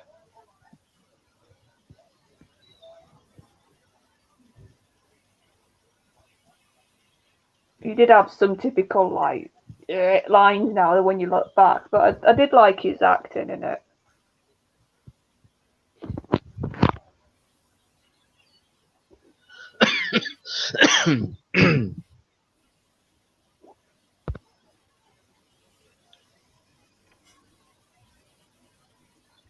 Yes, Unknown Spare Parts is like, if you never listen to Big Finish, listen to Spare Parts.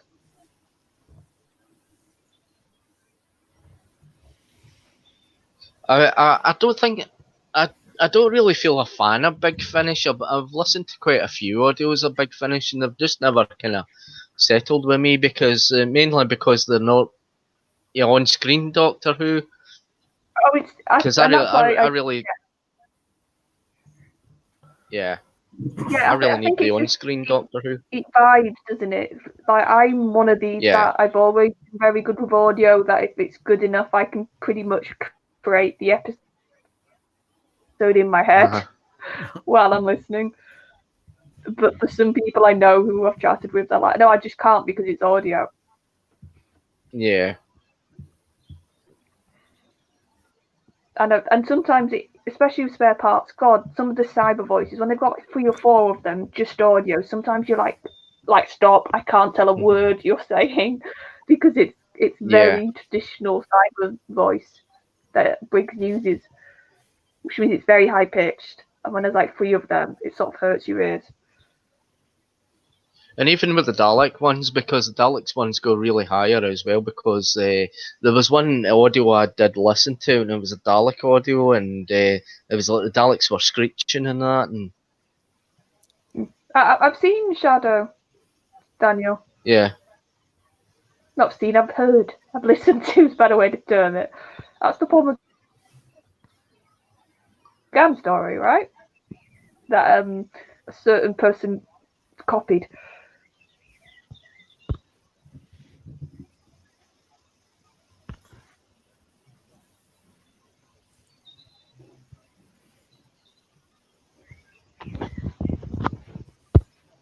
Seems there's a lot of trans matting in this episode. Well, see, I like this idea of this planet that was hidden, and it sort of like becomes the midway point, doesn't it? Now that they keep, like you said, going back and forward. Yeah. I think the Doctor was quite annoyed when he really kind of found out that the sixth segment was Princess Astra. Yeah, because it's But sort of as that the it was in balance front was of him all restored- along, wasn't it?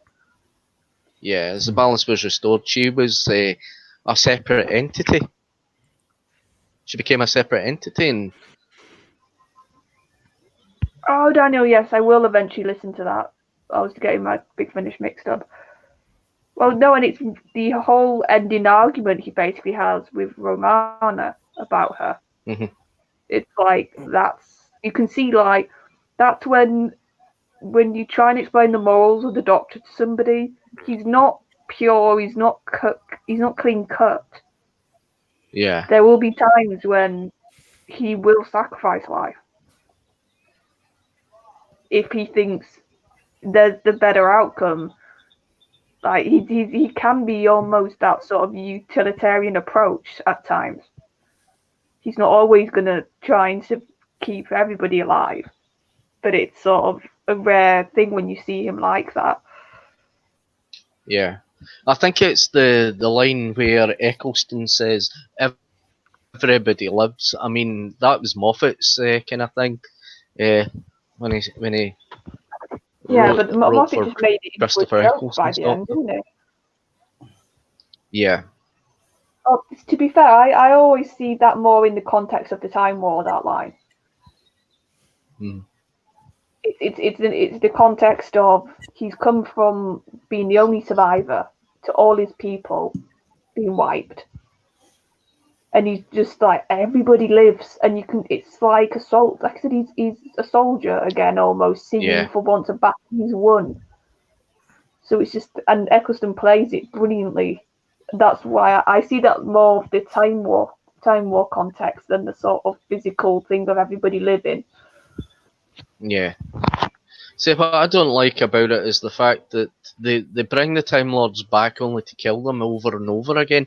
I mean, it's been done too much, in my opinion. Yeah, And they obviously would be better if they kept them. But that's what's interesting now, because I'm going through Classic to see the contrast of having the Time Lords as a presence to basically the most of my growing up watching this show, they weren't there. So it is interesting to see the difference. And I do think at times they should have just decided either way with the new one, whether they were just not going to have Time Lords or whether they were going to bring them back.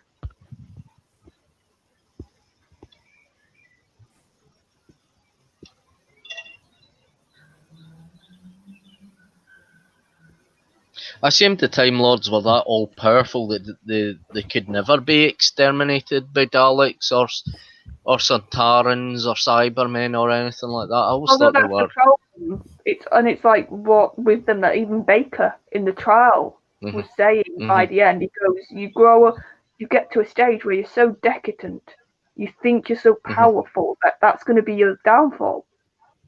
Yeah. And because that's what happens in the real world, you get these things that whether it's like a royal dynasty or a government who just thinks we're untouchable, we're never going to be shifted. And it just, because of taking your eye off the ball almost, something happens in a spark, and that's how you lose your power. Mm-hmm.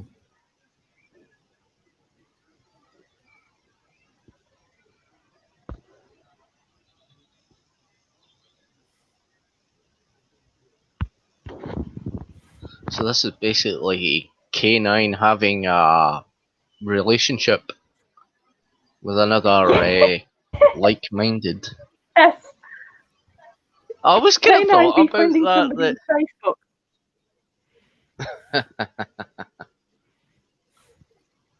I mean, that's kind of robots. How robots kind of have relationships.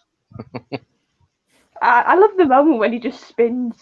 And the like Romana's like, is he supposed to be doing that? The doctor's like, well, not usually. Let's see what happens. I mean, the hairstyles are very 70s and that, and it's very much a 70s in space. Yeah, no, it definitely. But also impressed me was that, to be fair, was the production budget. I was like, they didn't go. It doesn't look cheap, this episode at all. No. It feels like they had a good bit of money for those days to do this one. Well, the interesting thing about that era in the 70s is they had that much creative talent, and they had hired talent to make these wonderful sets, and they could make monsters out of polystyrene, and they would look impressive and all that, and I mean they could shoot things against black drapes and all that, and it could be an entire planet or something like that. Yeah. Huge model shot, and you could have all the models, and that's it. The miniature model design, also the work from the radiophonic studio, give us all the incidental music and stuff. I mean, you're right. Yeah. It was really talented people back then. Look, there are talented people today. Unfortunately, they're being overlooked for people that these companies can control, the lesser talented. But all these lesser talented people have agendas, unfortunately. Yeah. And a lot of shows and franchises are suffering out there, unfortunately.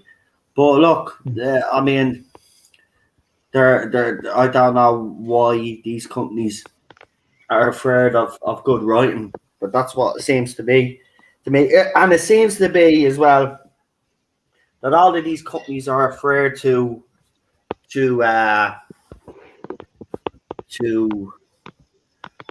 get people upset or have people outraged, so they're very safe. Yeah. Stuff that they're putting out. It's the same with comedy. You look at comedy at BBC, it's not the same. It's very safe because they're afraid that someone out there will get offended. And that's the whole point about comedy. Comedy is supposed to offend. And that's why comedy will never be the same again, because you'll always get some little idiot out there that'll be offended by a joke. You know. So I mean, there's a lot of comedies that don't get made anymore, like Little Britain, Gimme, Gimme, Gimme, and all those things. I mean, it's insane. None of them would be made today. Father Ted wouldn't be made today. Faulty Towers wouldn't be made today. Or even Only Fools and Horses wouldn't be made today.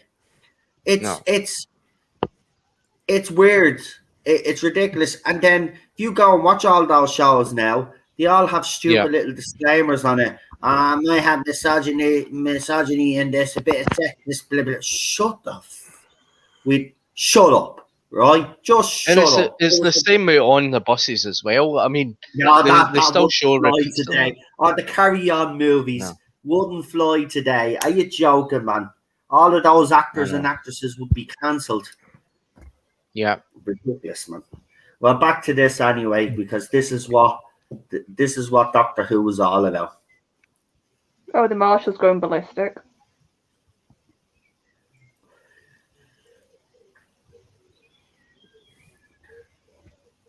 So, are you enjoying this so far, Alpha?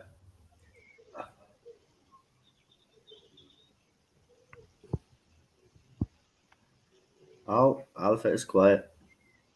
We've got his image, which usually means he's okay.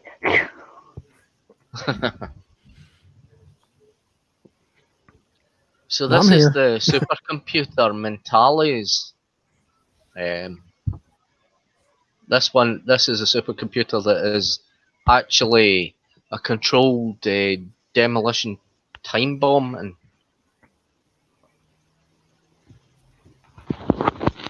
But yeah, that's also another interesting thing with the whole war commentary. Like, you've got the last of the humans, in a way, with the Marshal and his forces versus a computer. Mm-hmm. And it just sort of shows that it was almost, if you think about it, ahead of its times. Think about how much tech is used now. Yeah. Like how much it's gone from physical force. So this episode was almost sort of predicting, like, yeah, war in the future is going to be fought by machines, not humans. Skynet. Yeah, basically. Well, think about the princess character. This was pre-Star Wars, right? No. Yeah. No, Well, this no, is 79. no. Star Wars was 77. 7. So when was this out, this episode? 79. I was 79. years going later. to say, she gave me massive Princess Leia vibes, the princess in this one. So I didn't know if this is pre-Star Wars or after.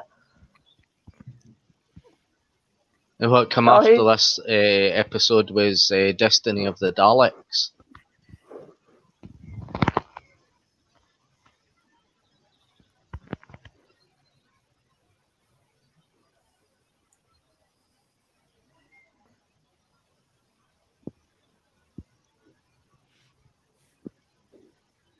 I love Tom's face. Yeah. My eyes are popping, and he's just like, "What on earth are you doing, K9?"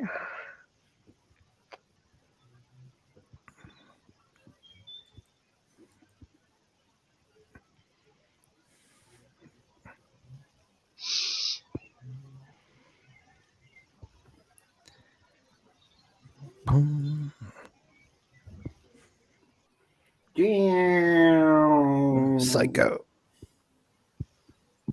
Are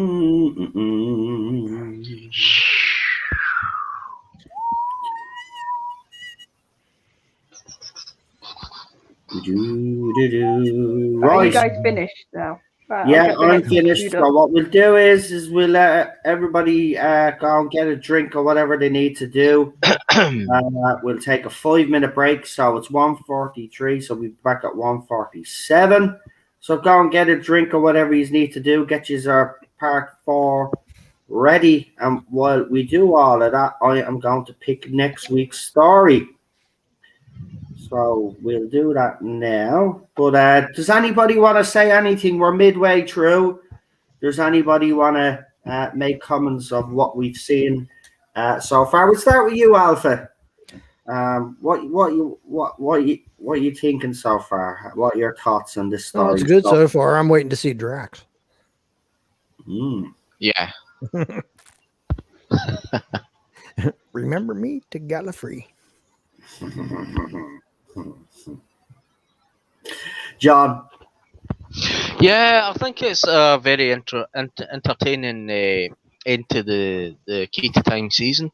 I mean, with Tom Baker, he's on form, and it's Mary Tam's last appearance in the series, and Yeah. you've got good performances by Lala Ward and that, and you know they're introducing this huge into it and all that, and the fact that there's been a war going on, and a supercomputer's actually behind it all, and it's a huge bomb, and they're coming to the point now that they realise that the whole planets and the whole universe is at stake, and not just by destroying the 2 planets, it's going to destroy a part of the universe or something like that, and then the need to kind of stop the Marshal from obliteration, you know, and the devastation that it would cause.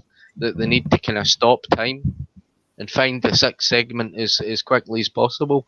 And I do like the introduction of Drax. I mean, it's the fact that there's another Time Lord, and he knows the Doctor from his past, and they went to college together at the Time Lord Academy, and he knows the Doctor as Theta Sigma.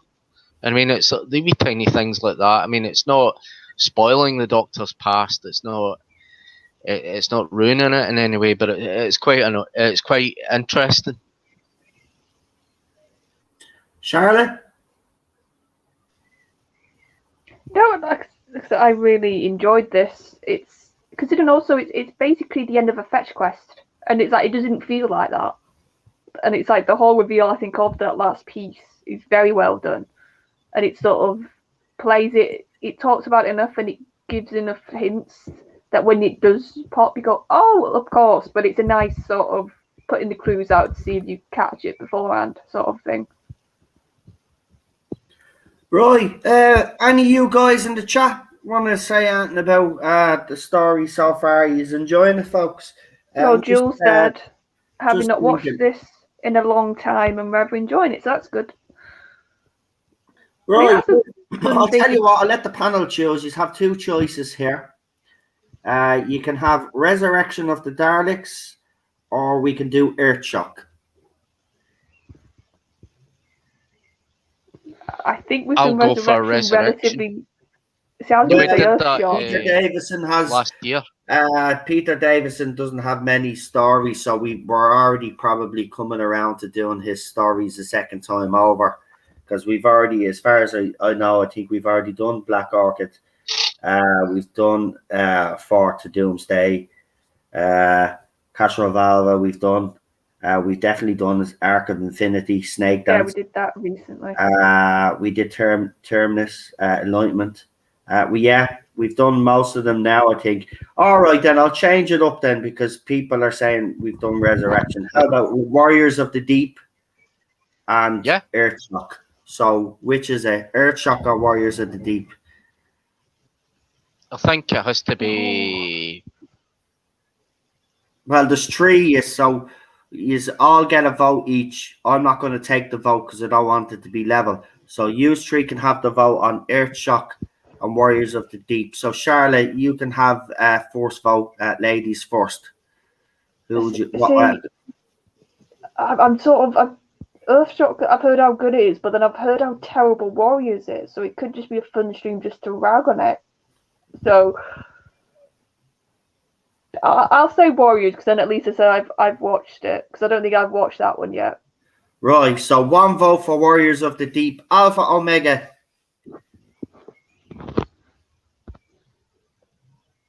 Okay, we'll go with Real Super Doctor. Just go for Warriors of the Deep. All right, well then it's Warriors of the Deep. There you go. Said I've heard how bad it is. So it's probably just going to be fun to see. The story has its problems, but it's quite interesting in some ways. But I think the music, the incidental music, is off-putting a wee bit, because it's the same kind of tempo and all that. It's like right throughout it. But there's a lot of good performances by Peter Davison. Yeah. Right. We have gone to that. We've got to the 5-minute break now, folks. Is everybody in the chat ready? If you are, please press 1.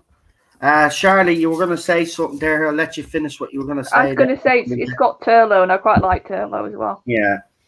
Well, there you go. So it's Warriors of the Deep next week, folks. Warriors of the Deep. What? Who chose this? Me and Super John.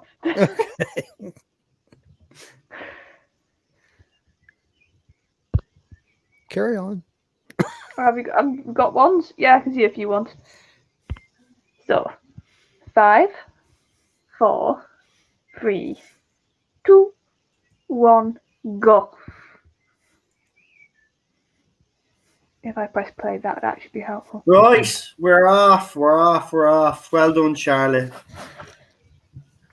Right, as we said, we're going straight through again. This is what we've been doing anyway the last few weeks. We just get, because there's no point in taking big, huge breaks in between.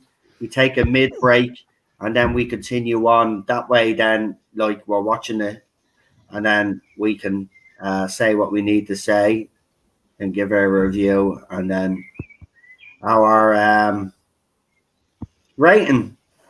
I have to say that some of the effects in this are a bit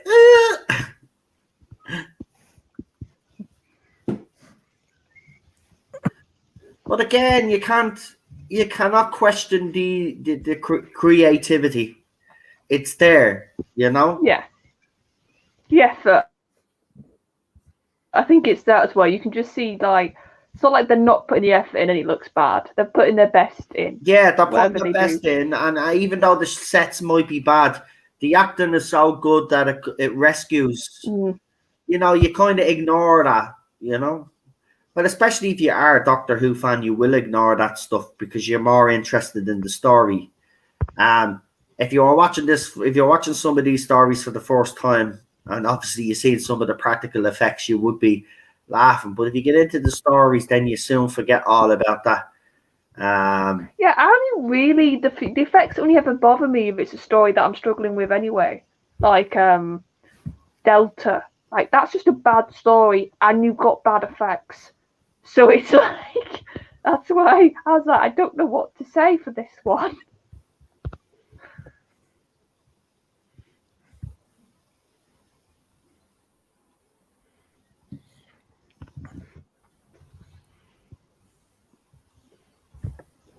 No, wrong one.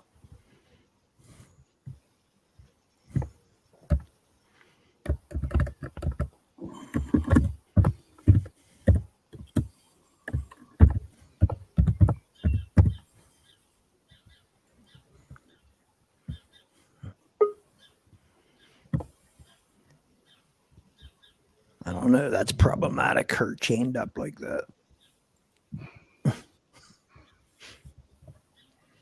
But at least she's like quite covered. They can't have a go at it for that. It's not like a Princess Leia outfit, is it? Right, we've got our special guest, the one and only Balls. We're on episode 4, mate, and we've just started it we're 2 minutes in. Oh, my special guest. Well, because you always like to make an entrance, so I might as well just big you up a little bit, my special guest. Okay. Unless you just want me to say it's plain old Ballstreck from Canada, everybody. Wait, how do you know I'm from Canada? Because you've let the cat out of the bag. Yeah, Balls, it's not like you have quite a strong accent or anything. No. No, you don't actually. No. Mais je peux être français. Oh, he's off again. No, don't. Oh no, that poor Daniel. Last time you did that on stream, he nearly wet himself. Okay, alors, quel temps est-il? What are you talking about? About the time code. Time. What time we at, Noel?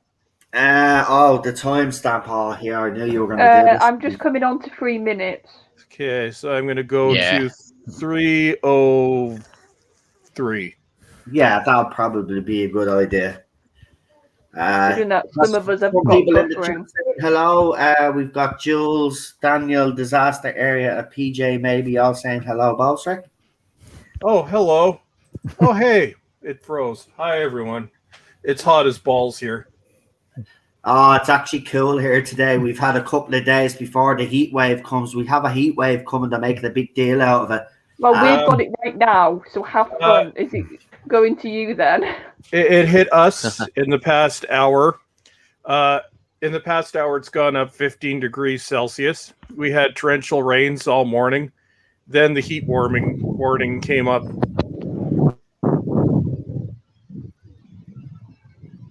Yeah, I'm a fan of the heat, but I just wish it stays warm during the day and then at night time it cools down a bit. No, it gets worse. It gets worse, yeah.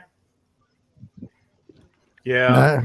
It's like 90 degrees here. That's like what, 32 Celsius or something like that. Wow, that's. The temperature's dropped here. I'm hotter than that now. I believe we're 34 right now, expected to reach 40 Celsius.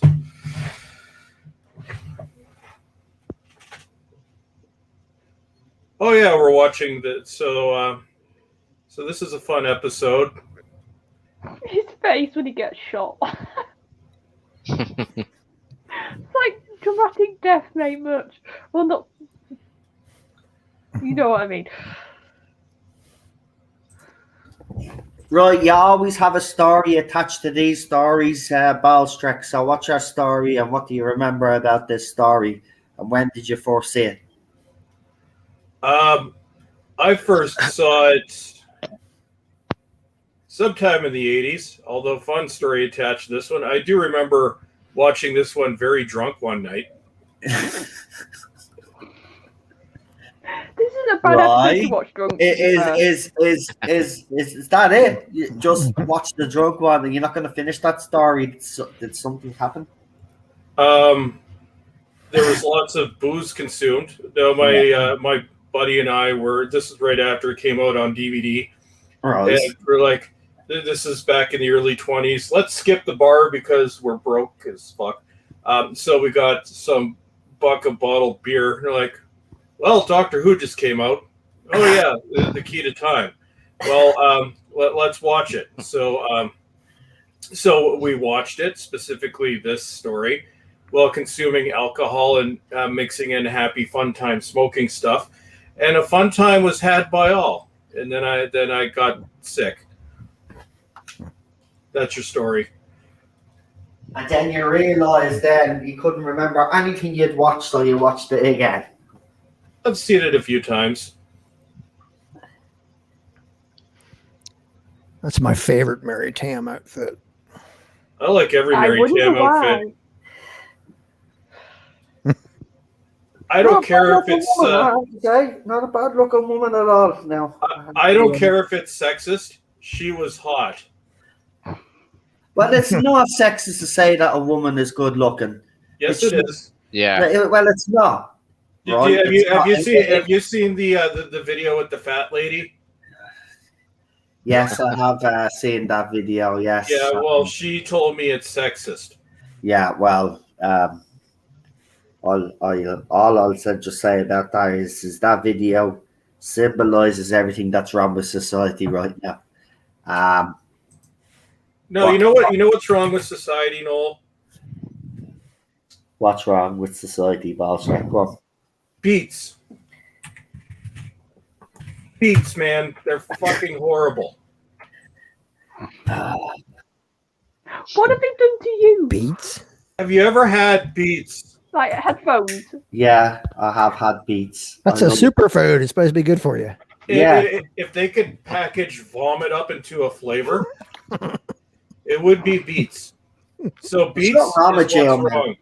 Beetroot, beets, wherever you want to call them, are bleeding lovely. Do you ever have the ones in the jars that they do over here in Europe in vinegar? Oh, they got jarred vinegar vomit. That's nice. Yep, and they're fucking lovely. They have an earthy taste. Oh man, I love beetroot. Jesus. You know what else has ruined society? What's ruined society? Go on. Fucking corn on the cob. Corn. You can never get it out of your goddamn teeth. They make dental floss for that.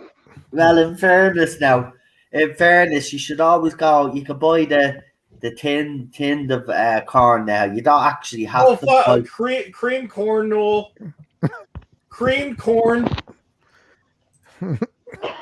No, we don't do cream corn over here. It's just corn, right? It's the little corns, right? And they put them in water. And we have them in cans over here. No, we don't do cream corn. That's an American thing. You like to just put cream. Oh no, you're Canadian. Sorry, cream corn is like it's just like in America. They just like adding shit to stuff that they don't need to be adding. And I wouldn't be surprised if cream corn is an American invention. Actually, wouldn't surprise me in the slightest, man. They just put combinations together. Like, I'm married to an American, so I know what it's like. I'm seeing it firsthand here. The stuff that Cheryl puts on food that I'm like, are you serious? I do be literally gagging. Y'all people in your kebabs. Although I'm guessing that X-Lax doesn't sell very well over there, considering you got kebabs. Yeah, we have kebabs and kebabs. Whatever.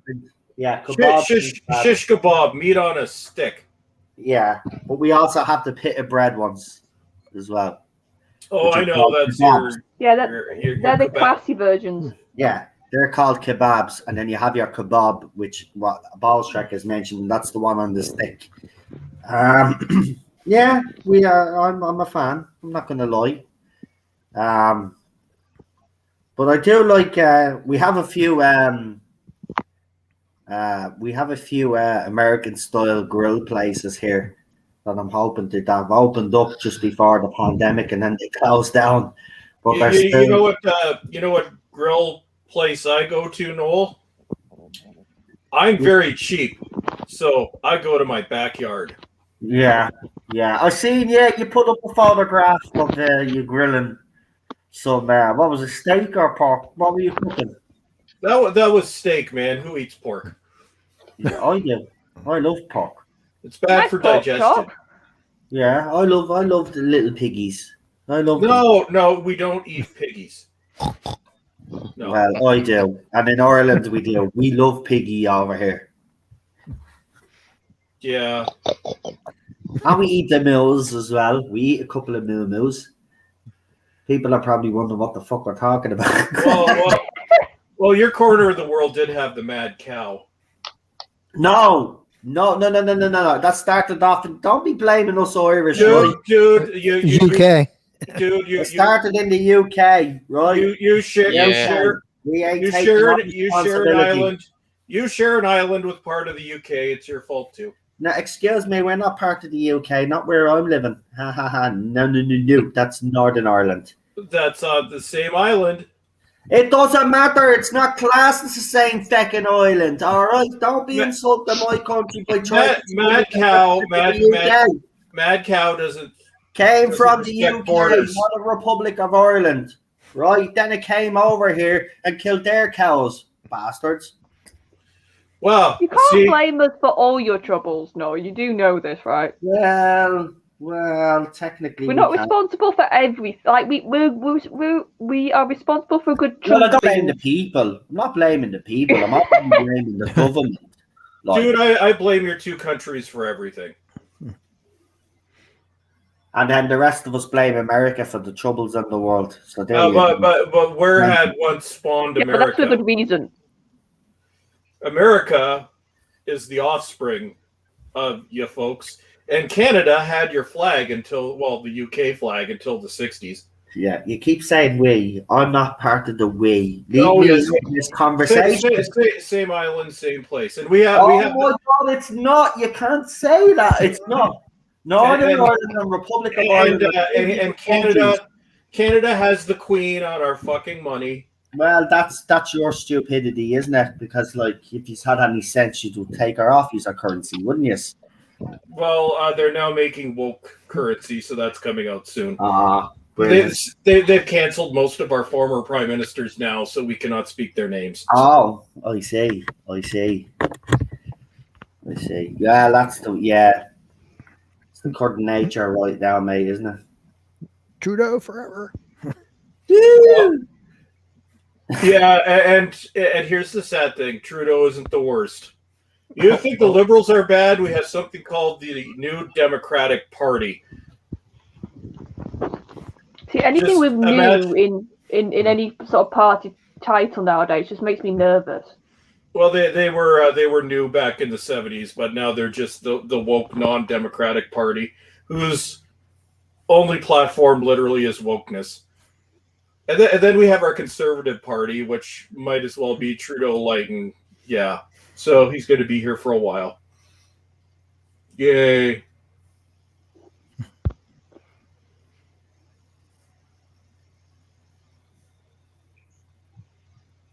Look at Unknown's comment.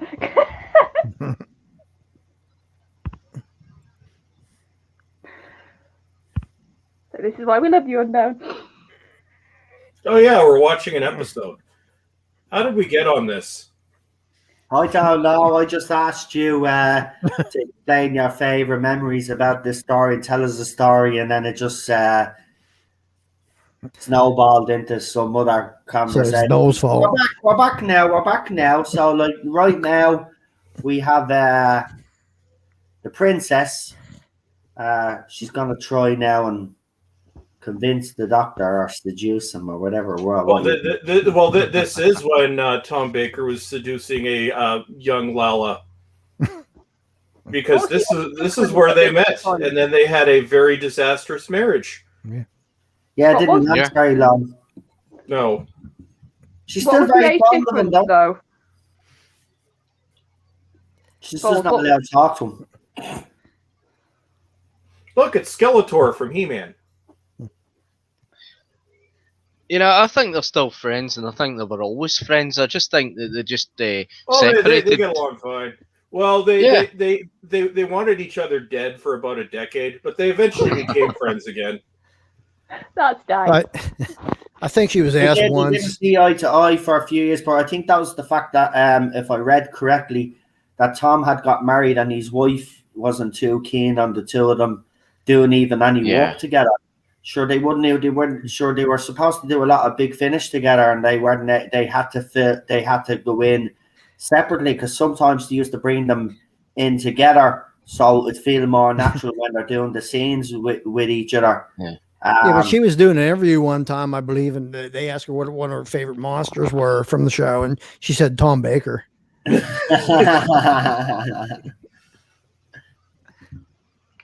is why it's such a risk if you get married to people you work with. Yeah. You're just sort of asking for trouble if in case the marriage doesn't go well. Yeah, well, Tom Baker married Sue. She was working on the set of Doctor Who and the production, so Yeah, but That's it's his very current different, life. that, isn't it, though, from acting again? I think it's something with actors, because they work closely after they've got together. It can either work incredibly well or badly. Well, David Tennant was picking up one of his co-stars a season at one point. yeah. Oh, yeah, he's got a bit of a list, hasn't he? Yeah. yeah, which includes Sophia Miles. Yeah. Miles, obviously his wife now, and apparently there were a couple of others. But look, I mean, it does, as people say, you're working in an environment like that, you're working with people, sometimes these things do happen. But I think it must be with fascinating because you never know what happens if a marriage is breaking down and they're still working on a show. Or even when they're having a tiff, like the funny stories behind State of Decay, where they hadn't even been married yet, but they were wanting to kill each other. So they either were not even looking at each other in between takes, or they would do a take and then they'd yell cut, and then they'd start screaming at each other, and then they'd yell action, and they'd stop screaming at each other.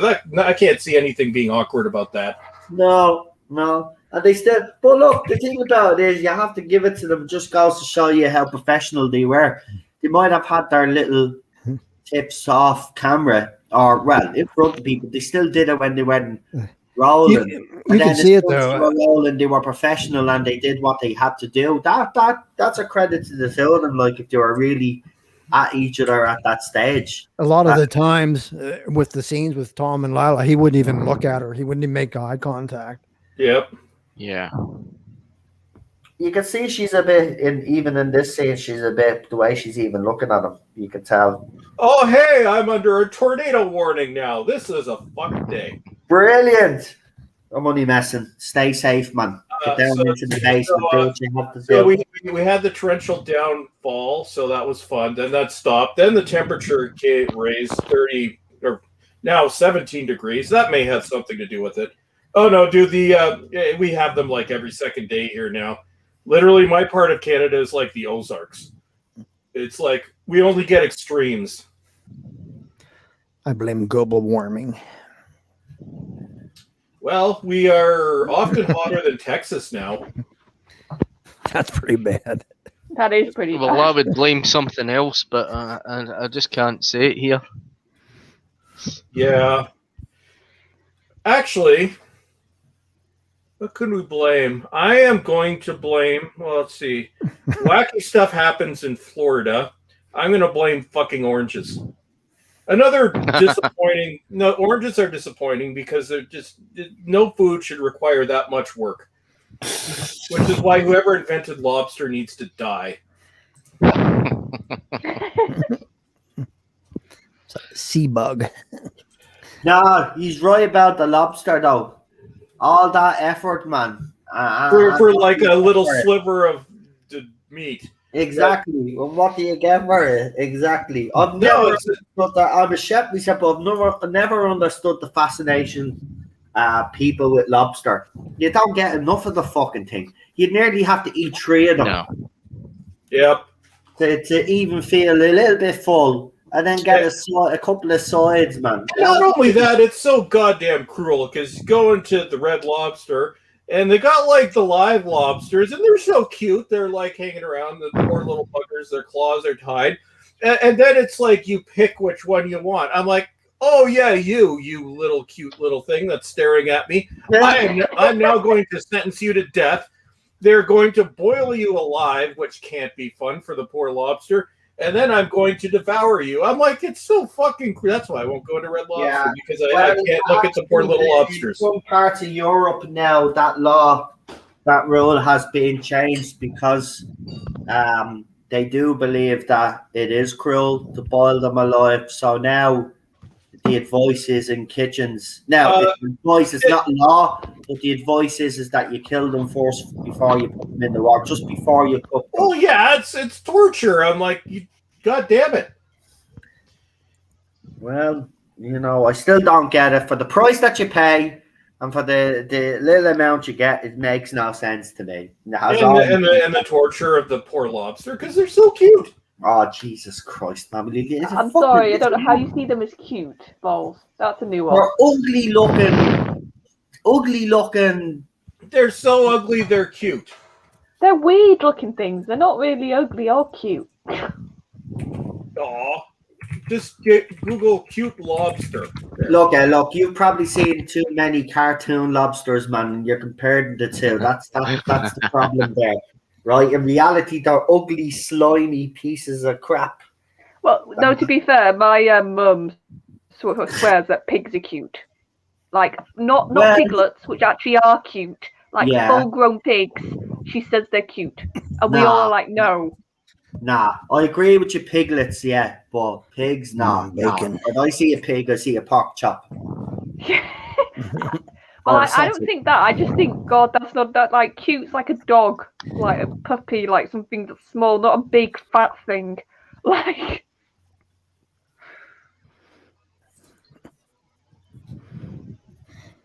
I like rabbit as well. No, I sent you a picture to prove that lobsters are cute. All right. Okay. I'm assuming on Twitter, pal, yeah?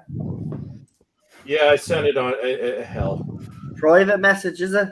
Private message? Yeah. Oh, it is. It is private message. Right, let's see. Okay, I'll give you that one. Right, I'll give you that one. That's See, now you have to share it with everyone. I will. I gotta share it on We're gonna keep them in suspense while Tom seduces Lala. Just think of the subtext going on here. Oh, hey, baby. I used to have a boglin that was like a lobster.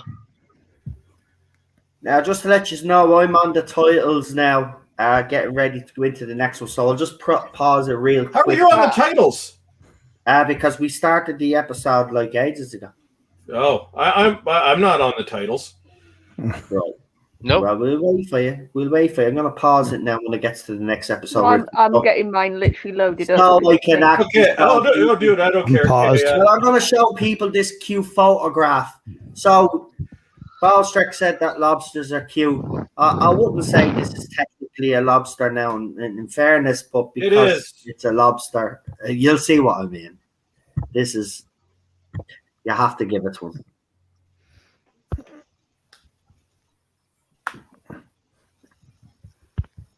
Right. There you go. There, doggy love. That's cheating. That's cheating. Yeah, I know it is, but there you go. That's why Ballstrick think lobsters are cute. But so that puppy wants to be a lobster. So if you're killing a poor lobster, you're attacking that puppy. So don't leave the puppy alone. So we're allowing dogs to identify as lobsters now. Is that the way? Is that where we've gone now? Is it? Dude, they've talked about animal sexism.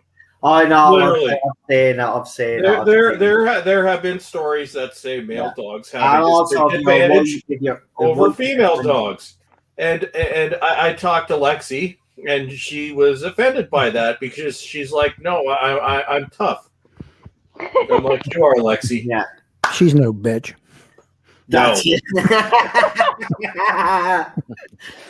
Well, Right, you know, folks, press 1 in the chat, please. I see PJ maybe he's already pressed 1. He's like, "Are we starting yet?" Everybody else, please press 1. If you don't mind. Yeah, I'll Ted's need to still go through it again. You heard him when I did my video yesterday, barking away, being a little terrorist now. Aww. Ted is doing great now. Unfortunately, the thing about it is one leg, as we suspected, will never fully recover. But the other leg has. He still has strength. He can run around. The problem is he's running around a bit too fast for us, and he's actually causing us a bit of stress because the way he runs, it's like we're afraid his leg might go underneath him and he might actually do some serious damage. So just over the next few more weeks now, we've basically narrowed down. The vet said give him 15 minutes of playtime a day. Now, anybody that owns a dog or is a that's very hard to do. will tell you that 15 minutes is not enough, especially for dogs. So, while we try to stick to it, we're suckers, and when he wants to play, we're kind of like, "No, we're not going to stop him. Why should we stop him?" So we let him play when as much as possible. But if he gets too animated, then we'll try and calm him down. Well, But that would drive me crazy trying to keep an eye on the dog all the time, making sure he doesn't do anything too I know that's excessive. He's starting to jump off. He's starting to do things now where he wants to jump up on the chair and jump back down again, and we're literally grabbing him before he jumps down so he doesn't injure himself. And it has caused myself and Cheryl to be actually bit because when he's jumping, we actually catch him in midair. Right, we've actually caught him in midair, and the twice that we've caught him in midair, he took a nip at me and he took a nip at Cheryl. And nothing too serious, but he took a little nip at us because obviously as we were catching him, he got a fright because he didn't know what the hell was going. He's like, "Let me just jump off the bed, you fucking idiot," sort of attitude, Doesn't understand and we're you're like, trying "We're to trying to protect save him. you here from getting injured, you little twat, so you don't get put down." But yeah, he's back to his normal self. He never lost his appetite in the first place, but that was one thing that if that had changed, then we knew something serious was wrong. But from day one, he'd never lost his appetite. The only worry that we had was he'd never walk again, and they'd put him down because obviously he wouldn't be able to pee properly or go to the toilet properly, and that wouldn't be fair on him. But he got the strength back. The vet said it was a bit of a miracle. So I knew he's a fighter. That dog doesn't give up easy, like his dad doesn't give up easy. And I tell you, the place wouldn't be the same if we hadn't got him. I nearly thought, seriously, man, that first night I was devastated. I actually thought I was going to lose him. And anybody that's a pet owner will tell you, like, I hate people that say, "I've seen it. Oh well, it's just a dog. It's just a cat." Well, maybe they don't have pets to say that. But if you have a dog for as long as Paulstrex had his dog in Lexi, and as long as I've had my dog in Ted, I've had Ted now over 7 years, 8 years now coming up. Like that's like I don't care what anybody says. You're a heartless person if that dog or pet doesn't get to you emotionally, and then there's something wrong with you. They become members of your family, and they are members of your family. And Ted is a member of our family. And when he was hurt, it really did actually throw us all over the place. Because the thoughts of even losing him was to me I just couldn't. That just wouldn't register in my head. I was like, even that night, I was like, "Cheryl, look and listen. If we have to get him artificial limbs or get him wheels or do something, I says I said once he's not suffering, if I know he's not suffering, and the only thing is he can't walk, I says I'm gonna find whatever it takes to get him walking again, so he can live some sort of normality. I wasn't gonna give up on him, because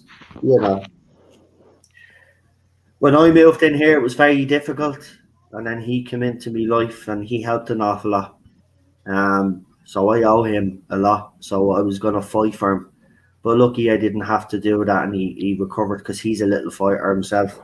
So I want to thank everybody, because Cheryl put up a 13-second video on Ted's channel, and it's after getting over 600 views, and I'm blown away by that, and so was Cheryl. But that 13-second video, I said to Cheryl, the reason why I got that many views was the fact that everybody was worried about Ted. They knew that he was bad. And I think people were just relieved to see that he was running around, even if he was a bit wonky. People were just delighted to see that he was up and running. So I want to thank all you guys. 625 views for a bleeding 13-second video of a dog. Just goes to show you how popular he is with everybody out there. So we really want to thank you all. So, I'm just glad he's still around, man, because I don't know how I'd react. Not even know if I'd come back to YouTube, but be that devastated, because no, he's done a lot for me. He's been here and he's picked me up when I've been down before Cheryl came into my life. So I owe that little chap. So it's good that he's still here. Right, I'm gonna stop now, because I just wanted to keep rambling on a little bit anyway, because let everybody get ready. So if you are all ready, please press 1, and we'll get into this fifth. Yeah, fifth. Yeah. No. Yeah. No, fifth. 6. No, What? we're not on It's 6 yet. part 6. We're on number 5. Are we? Yeah. Or maybe I jumped ahead. We're on Yeah, part it's 5. Yeah, it is. Part 5. We got 2 more to go. This one and then 6. Right. Okay. So we got ones Go in and the find chat. it. Oh, you haven't found it yet.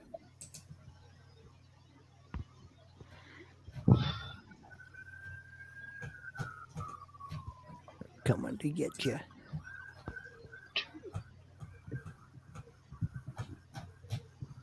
There we go. Right, fantastic. Yeah, Jules, it does be. It is. I mean, I had a dog for over 16 years, Tyson, growing up, and I actually had to bring him to the vet with my dad to have him put to sleep, and that was the worst thing ever. I've never actually recovered from that. That was the most traumatic experience that I ever had when it came to one of my pets. I really do take them into my heart, and Tyson was, again, another dog that helped me quite a lot. And when the way he went, he was going to suffer if we didn't. He was collapsing and everything and having seizures, and Yeah, it's best to put them down when it gets like that. it was horrible. But my dad is deaf in one ear, so it was even worse, because when the vet was talking and the vet was telling us I had to explain everything to my dad, which was even worse, because watching his face, because every morning my dad wake up and that was their routine. The dog would be waiting for my dad in the morning. He'd let him go out in the morning. They'd have my dad have his cup of tea. He'd have a little bit of food, and that was their routine for over 16 years. My dad took it very hard as well. It's horrible, but it is part of the world. I'm done after Ted. I couldn't emotionally handle another pet. I'm being honest, I'm done. I know everybody says that, but I actually am. I'm done now. And anyway, I do love the dog and all, but myself and Cheryl can't really do anything with him. Or we can't do anything together, because she does be worried so much that we can't leave the house. So one of us has to be with him all the time.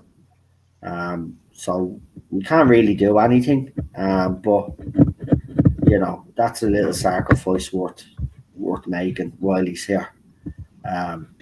So yeah, right. I'm gonna shut up now. So Charlotte, do your countdown, because we are ready.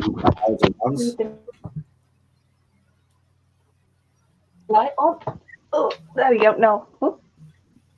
There we go. Now I'm working. Right. So 5, 4, 3, 2, 1, go. I'm on 10% battery. So should I give my mark now? So. Yeah, go ahead. Yeah, I think I'm sort of flipping between an 8 and a 9 for this because I did really like Tom.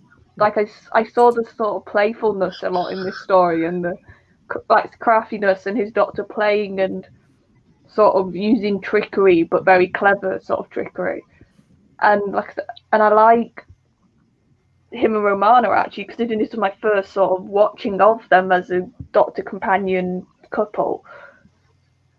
Like I said, it's nice to have somebody of the same intelligence or the same level, or somebody who can use, like, I know in classics some of the human companions still use bits of the TARDIS, but to see somebody be that capable is nice.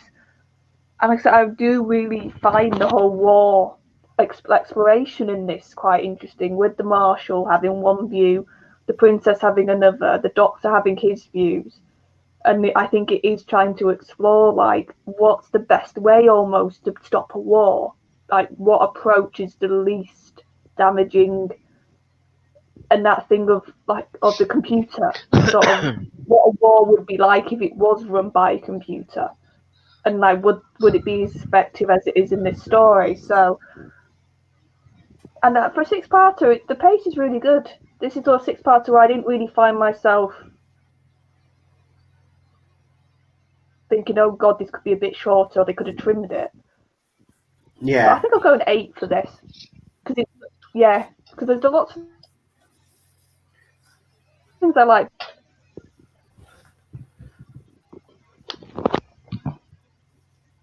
Right, Charlotte seems to be cutting out.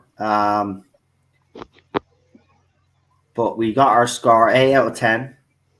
That's a good score. Good score.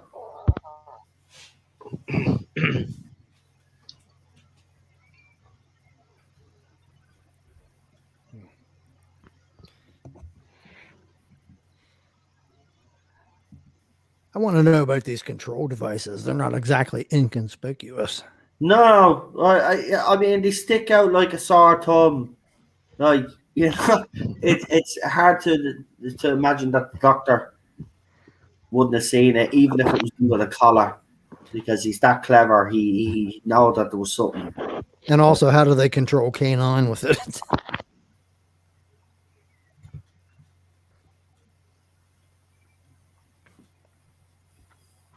I had 2 cats disappeared without a trace and never returned. In fairness, cats are pretty disloyal. And they do their own thing. They're not. I mean, a cat could. Your 2 cats, whoever they are probably with different people. They probably attach themselves to different people. That's what cats do. Dogs are more loyal. Probably why I've always kind of warmed to dogs more. Well, you might argue that they're not disloyal. Well, I even remember a neighbor had a cat, and the cat always wanted to come into our house. They're not disloyal. They just a couple. Well, it mightn't be disloyalty, but they're quick enough to abandon their human. Well, no, it's not that they abandon the human. They just know what other offers are available. They'll go to a neighbour if they know that neighbour's going to give them some nice food, but they'll come back to the owner. It's sort of that thing with cats. Anyway, was never a huge fan of cats anyway, so maybe I am being a bit because I don't like cats. But there you go. That's my take on it anyway. I'm a dog person.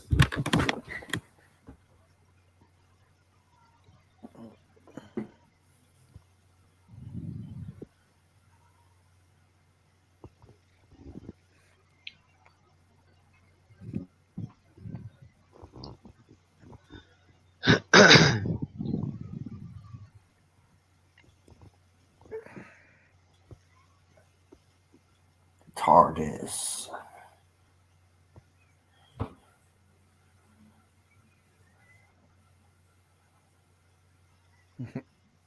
You know, the weather here has went from warm to cold, and I mean, I had to put the heating on for about 10 seconds.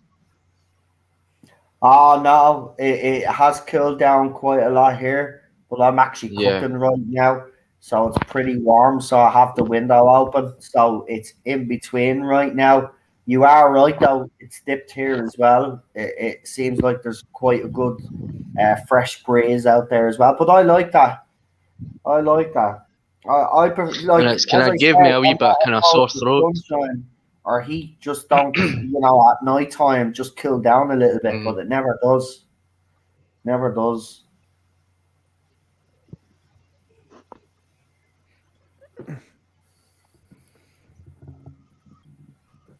Ooh, multiple Mary Tams. Wow. Oh, we've just lost Charlotte.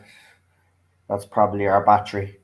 But she did give her rating. It was 8 out of 10. And as Daniel said, don't forget to check out their channel. They do Line of Duty reviews. So check them out. And don't forget, next week's classic story is Warriors of the Deep. Tomorrow's episode is Amy's Choice. And don't What forget, have you? what? What have you been eating? No, I haven't started eating yet, but I'm having some chicken and chips. Nobody gets my joke. Nobody gets your joke. Okay, is that okay? Am I missing something here? Never mind. Okay. If anybody gets it, just post a comment. Well, yeah, because I haven't got a clue what you're talking about. I probably do, but Warriors of the Deep. okay. Okay, Are now I'm just disappointed. Yeah. I'm waiting for somebody to tell me. What's wrong with Warriors of the Deep? Ballstrex is unknown 289. What have you been eating? Somebody tell me the connection. Super Well, Doctor it's gets the it. connection because Tegan had smelt off the doctor had changed into a kind of a suit, a kind of survival suit thing, and it was like the One of the most awkward smell of lines ever. It's just Yeah. odd. It's like having a well-prepared meal. Yeah. And then Nobody- there's the Murka. I mean, that was actually a pantomime horse that it was the people that did the pantomime horse for Rent-A-Ghost were inside the Murka. I don't know if you've seen Rent-A-Ghost. No, they rent ghosts. No, it was a series, children's series for CBBC, and it was called Rent-A-Ghost. It was like a kind of a comedy series for children. Oh, okay. I know we didn't get the wacky British children's series.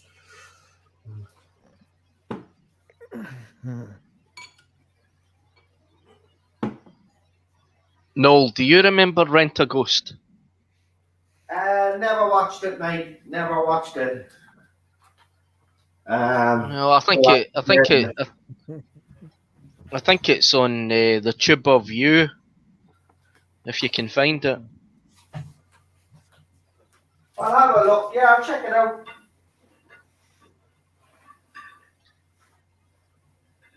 Obviously, when BBC were doing some good comedy, maybe.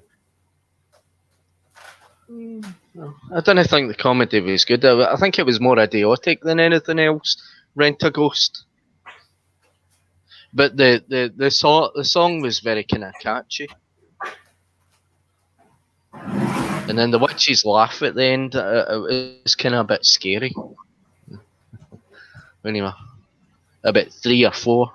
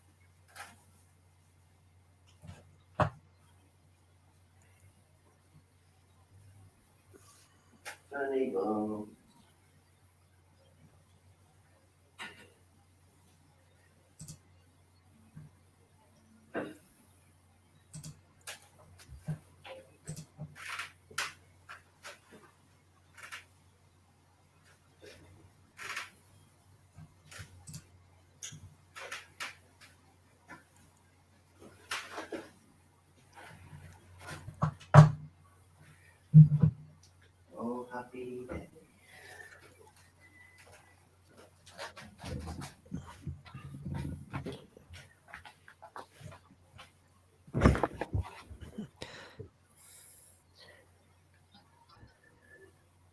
His accent sounds like calling him Fate.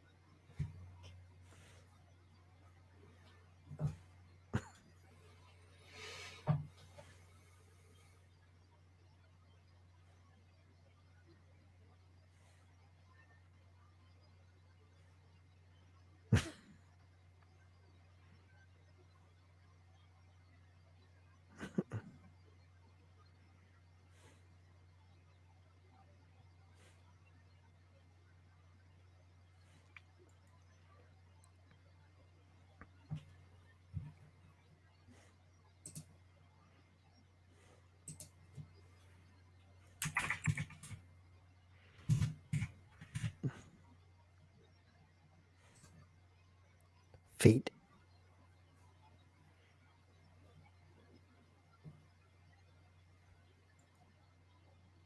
I posted the link on Twitter to Rent a Ghost.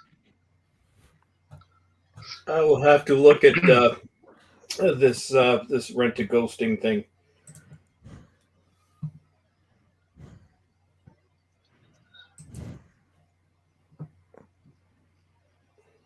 I mean, it was completely naff as a kid, but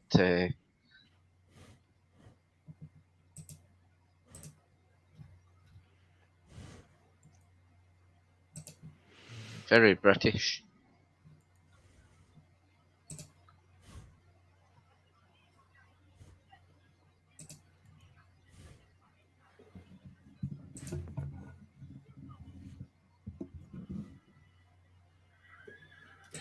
Yeah, I just watched a couple seconds. I'd have to be really high.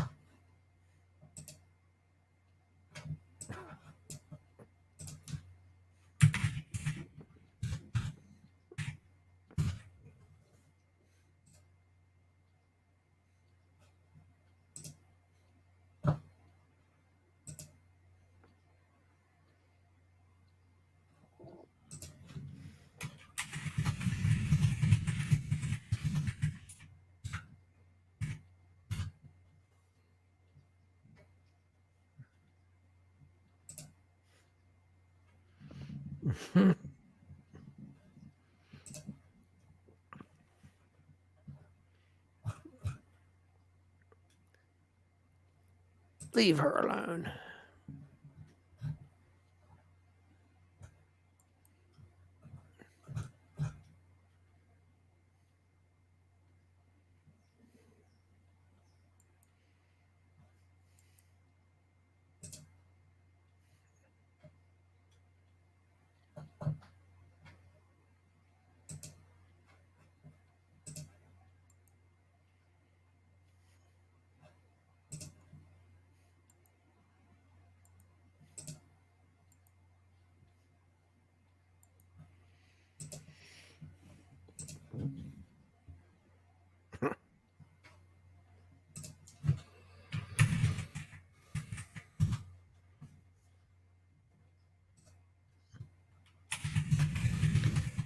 It's the classic argument.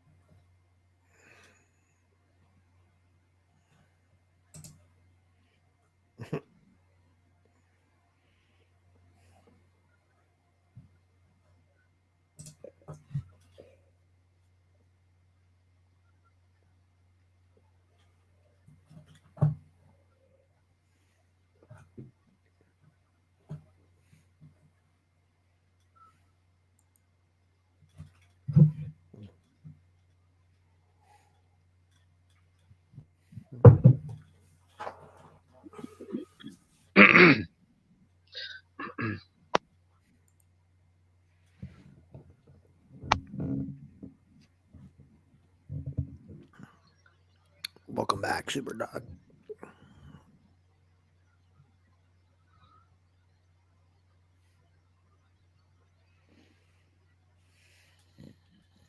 And it's just the weather here that's knocking me off.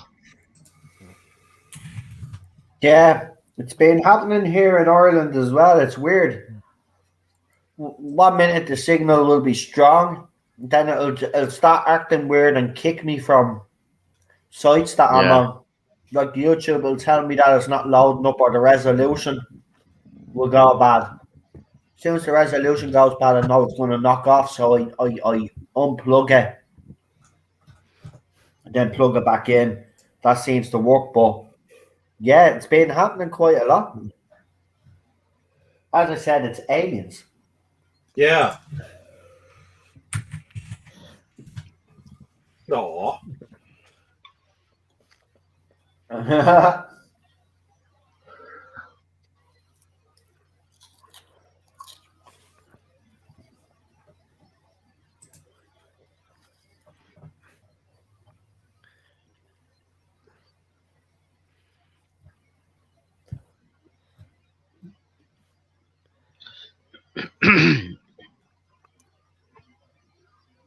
Well, I'm just using 5G Wi-Fi, and I'm having fine results.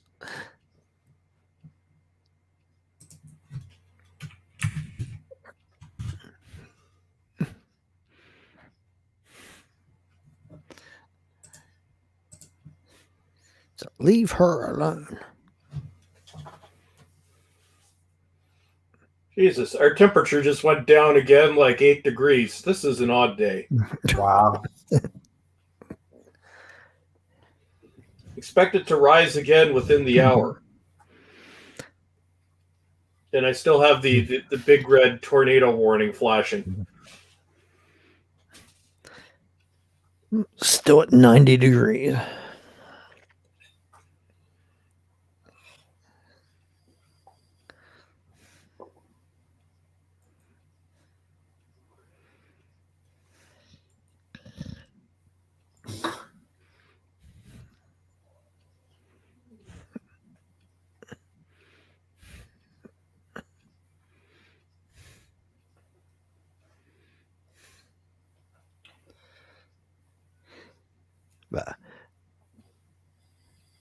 half face, yeah. Got a half mask, face thing, and some stockings, and you got the shadow.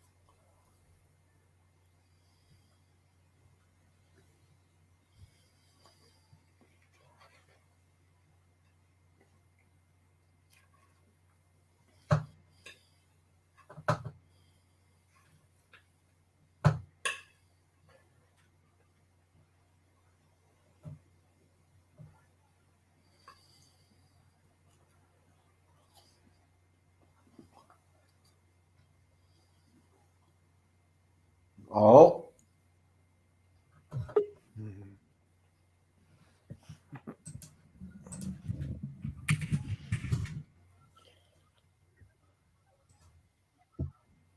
Right, I'm on the end titles.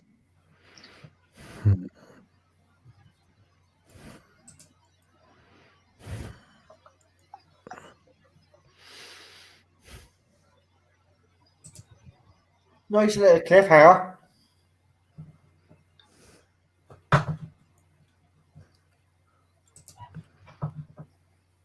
Woo! No, Drax, no.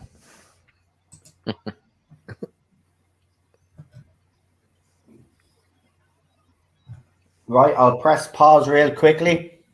For everybody in the chat, when you are ready, please get those ones in.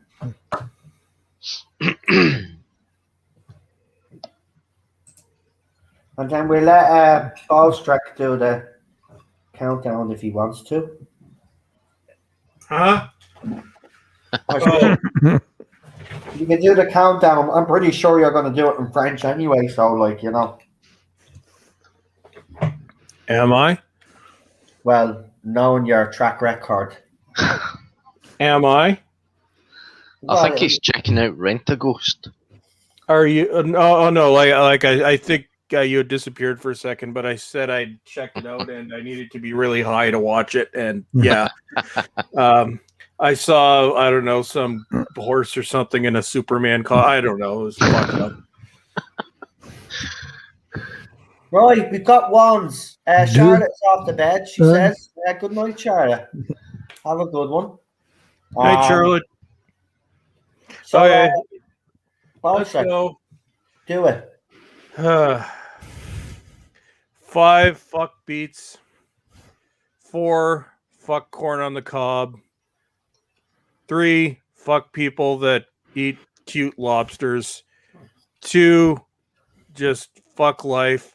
1, it's fucking hot as balls. And balls was where you pressed play, folks. Yeah.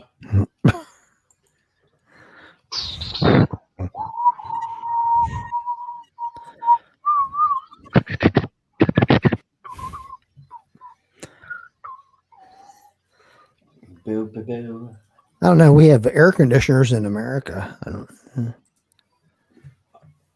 Yeah. I have air conditioner. I'm horrified as to what my electrical bill is going to be.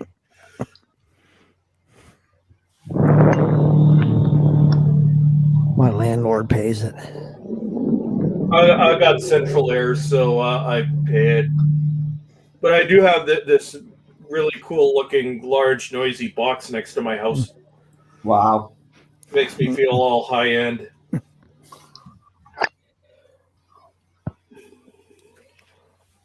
The house did not come with central air. That lasted about a week.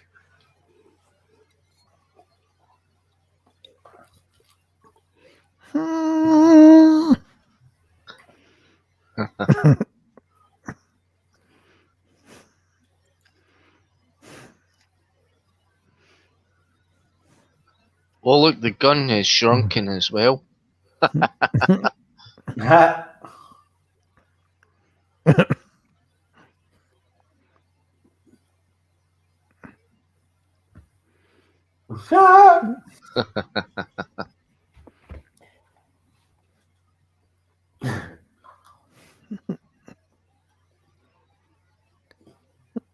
Snap your fingers and close it.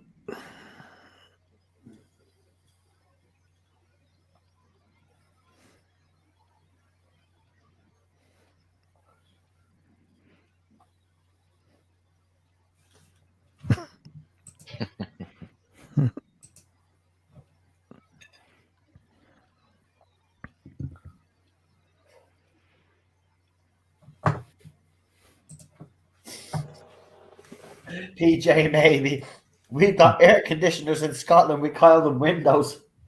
Exactly. I don't get all. I suppose in warmer climates I can get the all air conditioner thing, but you know, if you were to listen to people out there, it's their fault why the planet is in the state that it's in. So bad people. Money messing. You can blame these contrails. Yep. Persistent contrailing. Yep. I use an air It's actually conditioner and I over don't the feel guilty. pandemic, There wasn't many planes over the sky at all. Actually, I'd have to say it's probably the first time that there wasn't much chemtrailing going on. Yeah.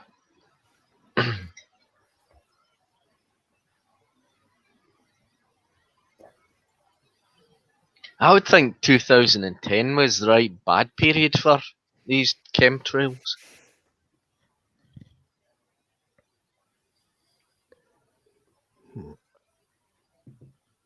It's actually been happening since the early 60s. Yeah. We've only been made aware of it. It's Over not recent real. years. It's just a conspiracy theory.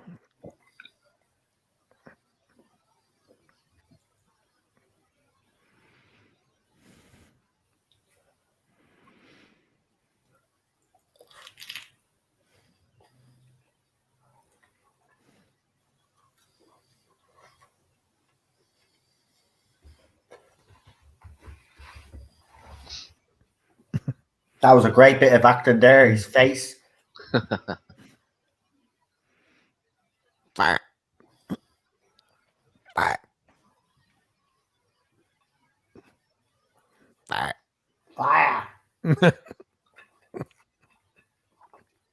Shown the same scene twice. Yeah.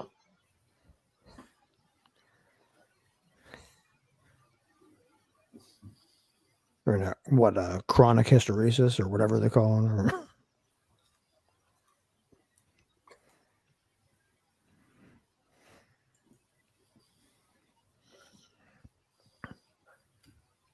The term chronic hysteresis didn't come into Doctor Who until Meglos. Okay. It's a never-ending time loop. The never-ending story. Oh no. Mm-hmm. Vote for now.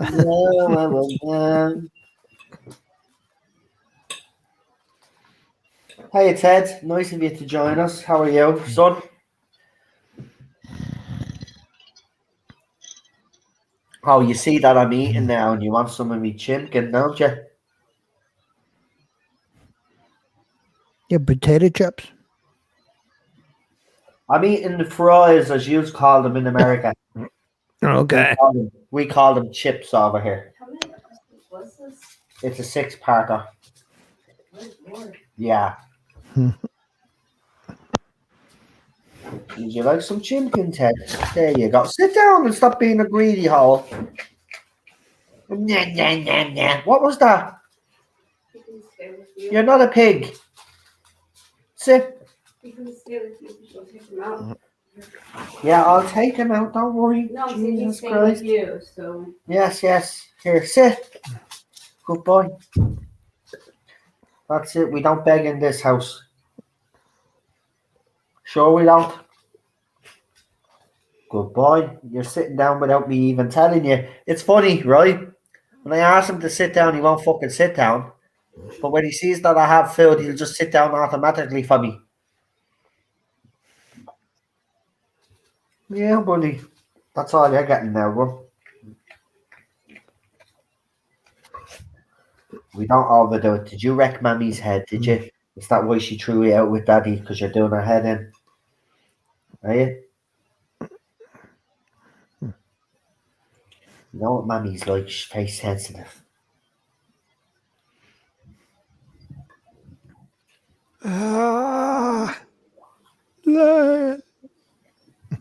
The acting is brilliant here. Yeah.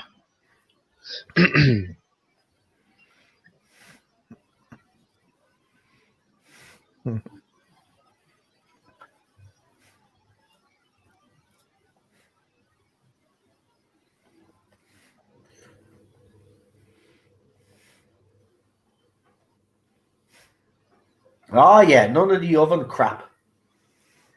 I agree.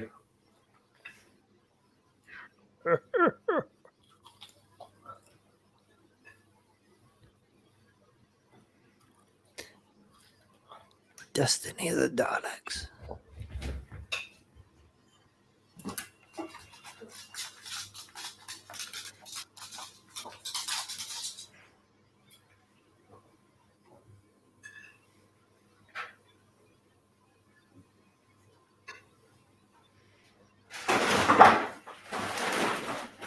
Yeah, okay.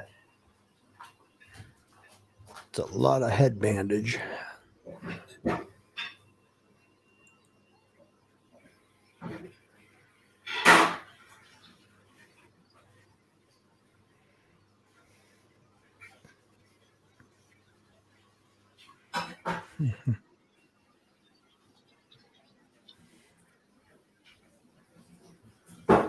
Affirmative.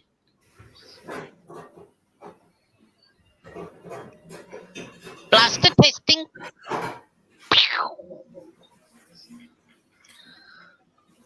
Affirmative.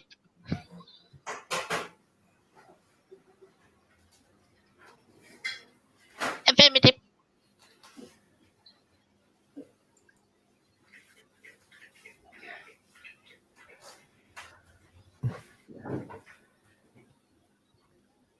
Affirmative, master.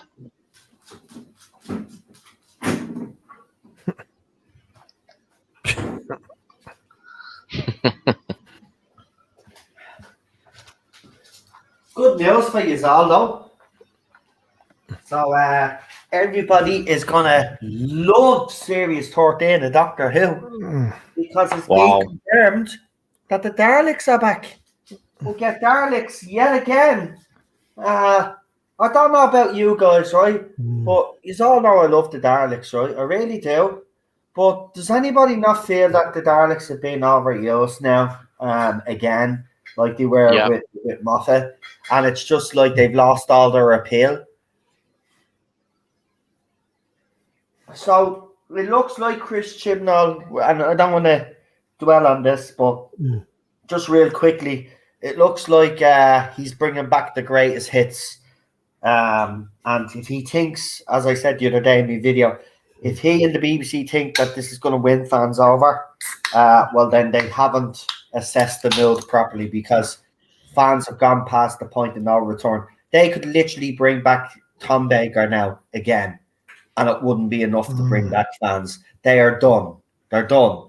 They're done until Chris Chibnall is gone. So bring back the Autons, all you want. Bring back the Sontarans, Weeping Angels, Daleks again, Cybermen, you name it, right? It's not going to work. It's done. Fans, I've had enough of Chris Chibnall and his timeless children bollocks. And he can take his ideas and he can shove them where the sun don't shine, and he can get the fuck out of our fandom, and you get the fuck out of our show, because I'm done with him now. Chibs ain't leaving until the show's canceled. So. Yeah, well, it will be cancelled. It'll be the best thing that'll ever happen right now. Can't believe I'm saying that. But cancellation is the only way to save this show now if they don't get rid of him. If he stays past Series 13, forget about it. But I'm going to stop now. But just wanted to let you know that it has been confirmed, because we did do a video on it. A Dalek was seen being taken off the back of a truck. I have the picture up on Twitter if you want to go and look at it. So Dalek's back for Series 13. So yeah, was not surprised anyway, because he's been doing the Daleks for the festive specials. So there's obviously a story that he's trying to tell, which I don't know what it is, because they're ridiculous. Oh. Now, on the DVD I'm watching, folks, have I got the... I don't know now, because obviously, you know, I've only seen this a couple of times. Am I on the DVD, am I watching it with the updated effects? Am I watching it with updated effects, or am I watching it with the original effects? Because K9 busting through that wall is just something else. Oh, everybody is muted. I'm not muted.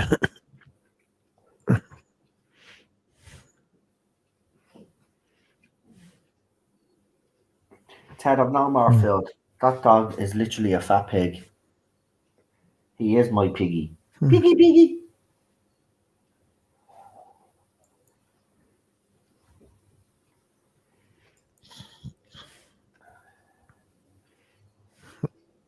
What about the betting? Or don't even get to me on that.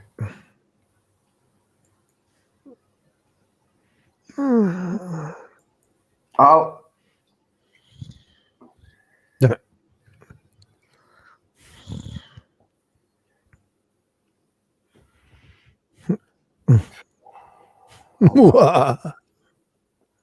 Honey.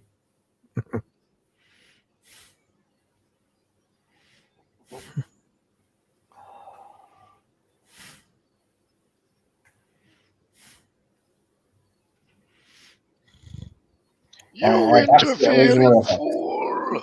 Oh, light!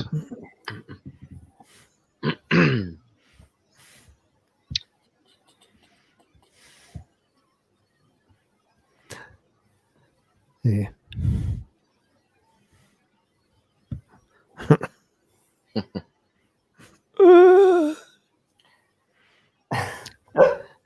Sounds like Danger Mouse's frog adversary.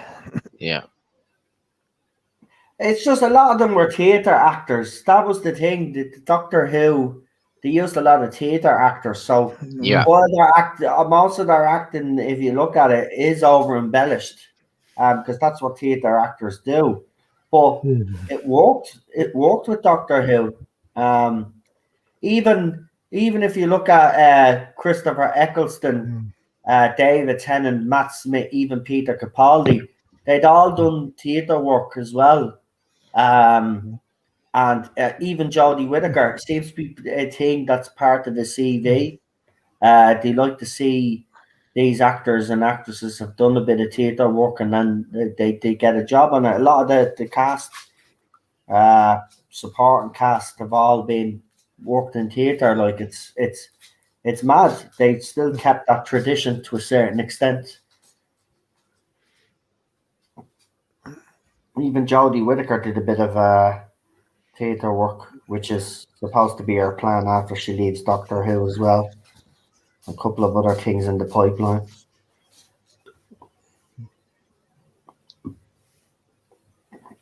If I'm correct in saying she's going to be producing her own project as well. I think it's on Motherhood.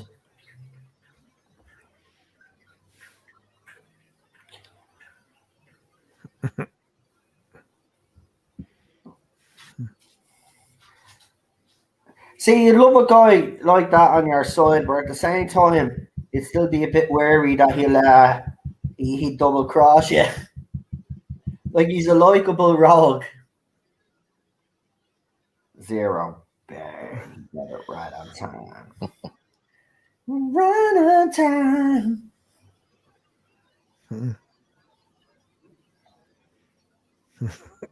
No strong women in Doctor Who, though.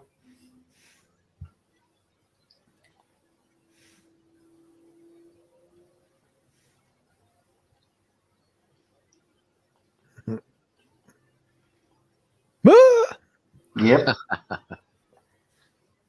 This psychopath is still going. Look at him. Fire.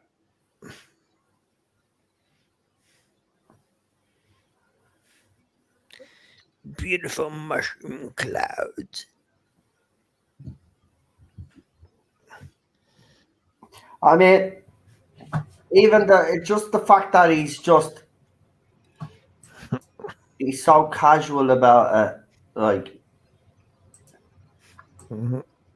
nuclear explosions, like the threat of nuclear war. You know, it's.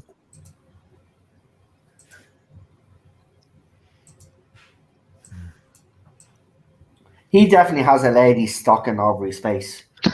That's what I said. Yeah, it definitely is. It has to be. Pairs of stockings. Definitely. Yeah. Valentine dial. Yeah.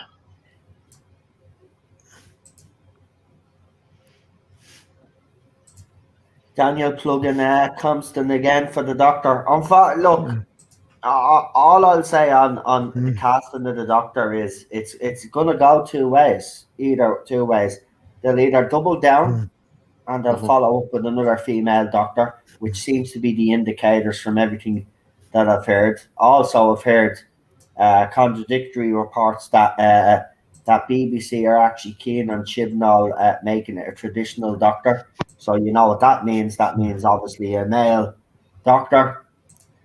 The thing about it is that it's 2 weeks away, or less than a week and a half away from the Euros. So in 4 weeks' time, 5 weeks' time, when the Euro finals, whenever that is, I think it's 6 weeks. I'm not 100% sure, but in 6 or 7 weeks' time, anyway, we are gonna know something, because BBC are aiming to make an announcement around the European Championship final, which will be watched by millions of people. Literally millions of people will sit down, especially if England get to the final. Millions of people will be sitting in front of their television, and if BBC had any savvy, that's when they'd make. You're missing over the top Tom scene. Yeah. So we'll see what happens. He looks a bit like Michael Jackson there. I love the eyeballs here. Yeah. That is actually creepy as hell. It is, but that's why he walked as the Doctor, because he just doesn't look like any of us. He's just abnormal looking or something. That's what. Yeah. He has that alien look about him. That's why it works. That's why I think it worked with Matt Smith. You know, you need someone like that. You need someone that kind of looks a bit unusual to play the Doctor, in my opinion. We need another Tom Baker right now. That's what the show needs right now. They need another actor like a Tom Baker that does the Doctor kind of this way. That's Yeah. what we need.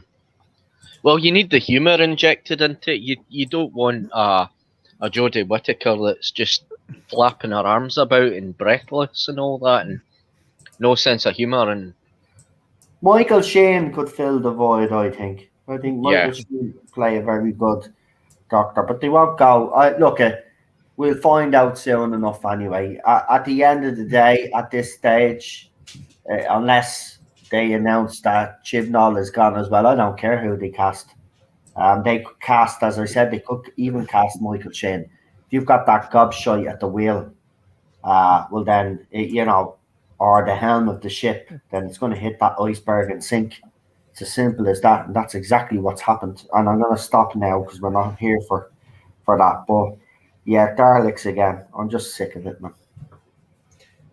As a change of pace, I sent you another picture. Ew. I like pictures.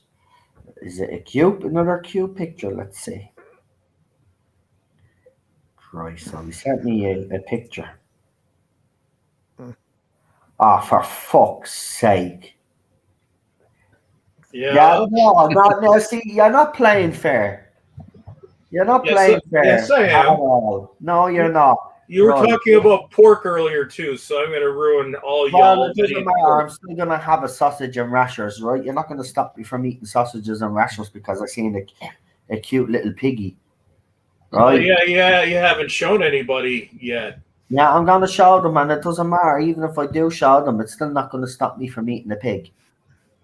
Sorry, but, I had barbecued pulled pork yesterday, and it was awesome. Yeah, it was delicious, wasn't it? Yeah. Poor pig.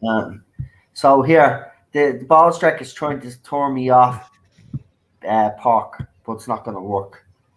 But it is cute. Pork and lobster.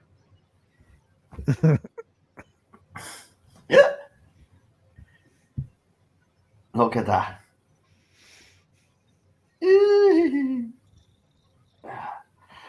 Nice crispy bacon there. No. Cute piggy. We don't hurt piggies. That's a pet piggy. Yeah, right. Okay, so that one is bred to be a pet, but there's other pigs bred to be eaten. No. We leave the piggies alone. No.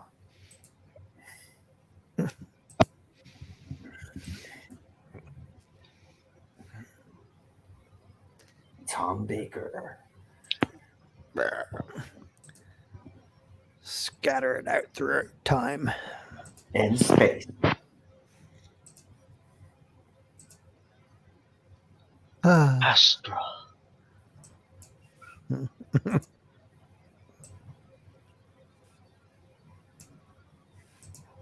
See, now this is where the debate comes in. Do you put tomato ketchup on a bacon sarnie, or do you put brown sauce on a bacon sarnie? You have veggie bacon. Neither. And for me, it's brown sauce. It's Barbecue. veggie But not bacon. HB YR sauce though. Has to be YR. Veggie bacon. Well, yeah, right. Ballstrike, have you become a vegetarian or something? No, I just don't eat pork. Right, just pork. You don't hurt piggies. Right. Do you eat lamb? No, you don't hurt the lambs either. Right. And if Do you you say have- anything about eating goats, I will hunt you down. No, do you eat veal? Do I eat what? Veal. No. Right. You know, But you leave cow. the baby cow alone. Right, but you eat cow. Well, the cow donated itself. No. McDonald's. See, you're being a hypocrite now. This is what I hate about people that try to tell us not to eat meat, right? You're being a hypocrite, right? If you eat cow, well, then you have no problem of having that animal being. A cow. No. A cow is bred to be meat. A piggy should be a pet. Pigs are very smart. Yeah, but They roll around in their Did you crap. see the film Misery with Kathy Bates and the Yeah. she's a pet pig? yeah, Yeah. but look how psycho she was. She would eventually hit that thing. Are you calling me Jesus Christ. Kathy Bates? No, you're not Kathy Bates. No, No, you don't no, go no. around hobbling people, do you? That's a great movie. That is Yeah, a it was a movie. great movie. I watched that a couple of months back with Cheryl. We sat here one night and we just decided to watch Misery, and it still holds up today. What a movie! But listen, we finished the episode. The whole story. So what we'll do is, as we always do, and PJ maybe says, "Fun stream, thanks guys. Catch you next week." Says PJ maybe, no problem, mate. And you're more than welcome to come on sometime to do a classic or a new Who episode with us if you want. I know you have your own channel. You would like to come on sometime, you're more than welcome. But we'll go around now to everybody. We'll start with Ballstrek first because I know Ballstrek his time is limited. Well, he's a busy man. He's got real life stuff to deal with as well. And he's like me. He's looking after his little pup. So Ballstrek, would you like to give your rating and give your thoughts on this story, mate? Let's see. I will rate it a number. That number, I give it a 6.5. It's a bit long. I've always found this one a bit of a slog, although it's interesting watching the subtext between Tom and his future hate/love interest. So yeah. 6.5. 6.5. Fantastic. Yeah. Okay. Super Doctor. I would give it a 9. I thought it was really good. I thought it was entertaining, and I mean it's better than the rubbish what you get now. I mean, you have to look at it, the creativity, the sets, and everything like that, and they put all their effort into it, and the budget and all that, and to make it as good as they possibly could. I mean, it is entertaining. It is, and I find that the Black Guardian was kind of a part of. It was the start of his trilogy and all that, and it goes into the Peter Davison era. I liked the Key to Time season. I thought it was quite entertaining, and I really liked the Reboss operation and the introduction of Mary Tam as Romana. I thought that Mary Tam was probably the best Romana, I would say. But even though that I like Lalla Ward, I mean Lalla Ward as Romana is like a fantasy, I suppose you could say. But I'll give it a 9. Fantastic. Alpha. Yeah, I liked overall. I like the story. I like the characters. I liked. I agree. I think I give Mary Tam an edge as Romana, just slightly over Lalla Ward. I liked Doctor's performance in this, and the incidental characters were good too. So I give this an 8 out of 10, and I wouldn't mind seeing it again in the future sometime. Fantastic. Well, listen, like Ballstrek, I did kind of find this a little bit of a drag in some part. I don't think it needed to be 6 parts, to be quite honest with you. They were contractually obligated back then. The season finale had to be 6 parts. Yeah, but it could have been very easy a 4-parter. They could have fit a lot of the stuff in, but yeah, it's not bad. Look, it's not. I like the interaction between the Doctor and K9 and some of the other characters that he meets. I think the banter between them does be good. But yeah, I'm not really I'm not really a huge fan of this story, so I'm gonna give it a 7. out of 10. I mean, that's not bad. I mean, it's just I think it's a part too long for me. I don't know if they ever. I don't think they've done a 5-parter before, have they? But Mind Robber, Demons. there you go. Well, Yeah. they could have done a 5-parter with this. One Yeah. part would have been left out, really, in reality. So yeah, that's my score. So yeah, tomorrow's Amy's choice, by the way, folks. Next week is what did I say we're doing again next week? Oh yeah, we're doing Warriors of the Deep. We start at 7. So I don't know, Baltra, because I know you haven't committed. You just said you'll pop in the odd time when you can. But if you're available next week, you're more than welcome. It'll be probably 50-50. Right. Well, look, as I said, if you're here and you're able to do it, all well and good. But if you're busy with real life stuff, we understand. Right. Let's do those channel shout outs. We'll start with the main man himself in Ballstrek. Ballstrek, you recently did a video. As I just said, Daleks are coming back for Series 13. I don't know if that's even worth doing a video for you anymore because you're so disenchanted with the current era at the moment. But Oh no, do you have any plans of making any videos in the upcoming weeks or months? Would you like to let people know what you have planned? if I feel like it. Right now, nothing planned, but they just kind of drop at random. And yeah, I couldn't give. I cannot state enough how few fucks I give about the Daleks. Yeah, it's not even worth complaining about. It's not anymore, is it? Because No. it's not though. Because I don't know. I don't care about the desperate. I don't care about. It's just like it's not news. Nobody cares. Then that's my depressing thought of the day.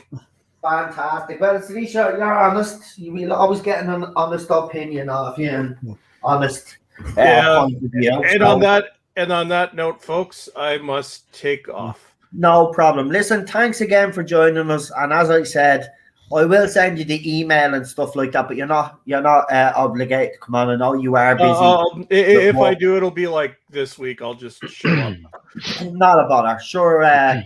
If not, enjoy the rest of your week. Look after yourself and Lexi, and we will talk to you soon, pal. Will do, Bye. my friend. Take care, y'all. See you. Yeah, later. goodbye. See you later. Right, let's rumble on with these channel shout outs. So we'll proud to actually say that Alpha Omega now is up and running, and we can expect some streams coming from the main man himself. So we'll give him the opportunity to let people know what your plans are for your channel and what kind of streams you're hoping to do. And if you want to plug, obviously if you want to plug your channel and plug up any of your other social medias, Alpha, you're more than welcome to do so. So go ahead, pal. Yeah, support everybody who is here tonight, and also Daniel and Problem Being. And I will be having some content. I'm going to put out a video either later tonight or in the next day or so, having to do with the MCU. And I'm going to plan to have some live streams, and that depends on who I can get, if anybody would be willing to come on. And it's going to be talking. You can count me in, pal. You can count me in. Okay. So yeah, I'm more than I will definitely pop on and support you, pal. You've supported me, and I'm pretty sure there's a few more in the chat now that know that you have a channel will also be willing to come on and support you. Yeah, it's going to be. Remember, you have support here, right? But a lot of people support you, Alpha. So whatever you do, trust me. If you need guests or anything like that, we'll all rally around and we'll help you out. Don't worry about that. Yeah, it's going to be pop culture stuff, past, current, and future stuff. I'll be talking about all kinds of different stuff, and probably the first live stream I want to do is we'll be talking about cancel culture. Yeah, it'll be a nice one to start off with. All right, but listen, folks, yeah, get subbing to his channel. and obviously sub to those other channels as well, like Daniel's. As we said, Daniel and Charlotte doing some wonderful Line of Duty reviews. So check them out. Real Super Doctor, you're next.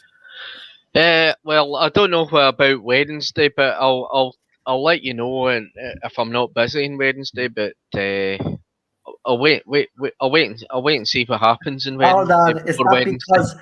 is that because Critters is losing the poll? No, a wee bit. I guarantee you, right? If Critters win, right, he'll be back. He'll be back. Oh, I'm here. I'm only messing. I'm only messing. I'm only kidding. But I'll let you know what will happen anyway. But I'll be on tomorrow for the Amy's Choice. Yeah, If that's all right. You will, yeah.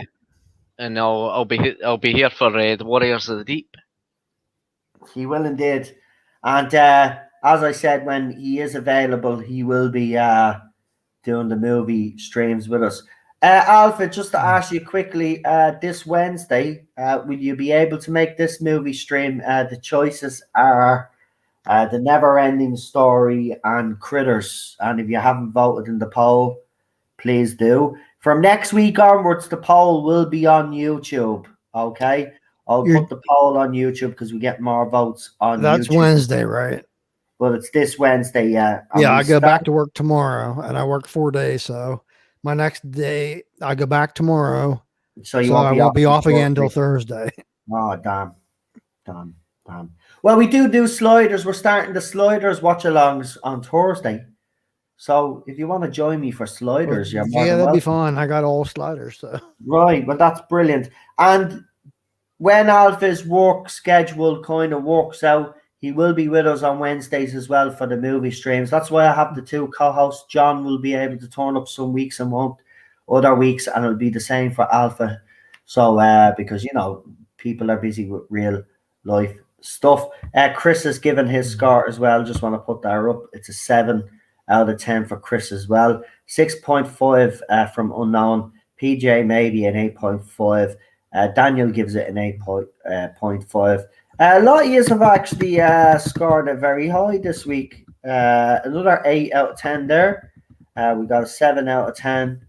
And there you go. So, do you know what? It's pretty close from everybody. So everybody, if you look at it, the average is an 8. So that's fantastic. Thank you, guys. I hope you are still enjoying these classic streams because you know, with all the crap that's going on, I just hope that you are enjoying this because that's me aim with these to try, and that's why I want to do sliders as well. I recently rewatched it, and yes, it does get a bit stupid as it goes on because they introduce a race of beings that can slide, and then that's when it kind of loses all you know, because the whole point of it was, you know, Mallory, you know, this kid invented this, you know, and then it kind of lost when they brought this alien. the Cro-Mags? It lost all legitimacy. That's why Jonathan Rhys Davis left. That was one of the reasons why he left. He didn't like the direction the show was going in, and his advice to Jerry O'Connell was when he was leaving was don't let them ruin the integrity of your character. Like, so that was another thing, and I think he was a bit pissed off with the whole switching of Itaro. Did he really? Was it evil one or was it the good of her? That was one thing that was never fully really explained, if I remember correctly, as well. And that's another thing that pissed him off. So we will be doing sliders though, because I want to watch it till the end this time and see how bad it actually did get. Because I remember even in our household, we did decide to tune out then. It was in the later seasons, but the first couple of seasons are absolutely brilliant. And some of the parallel universes are bleeding. Some of the stuff that's happening today, it's startling, man. But there Yeah, you I go. know. Sliders on Thursday. So to recap what happens on this channel now, we've got the movie streams on Wednesday. On Thursdays, we'll have sliders, and that starts obviously next Thursday, the Thursday that's coming up, I should say. So we'll have sliders. Then on Friday, right now, it is the TARDIS talks, but we haven't been doing it in a couple of weeks because people. Well, we did it last week, but we didn't do it this week because the mood of everybody in the fandom right now. I could tell that like there'd be no point of doing it because the people don't want to come on and complain anymore, to be quite honest with you. And let's be honest, that's that TARDIS talks is for fans to get things off their chest. But because everything has gotten so bad, people just want a break from it. So Fridays, I'm actually just going to take the night off for the next couple of weeks. And then we'll be back then on Saturday for Classic. Then Sunday for New Who.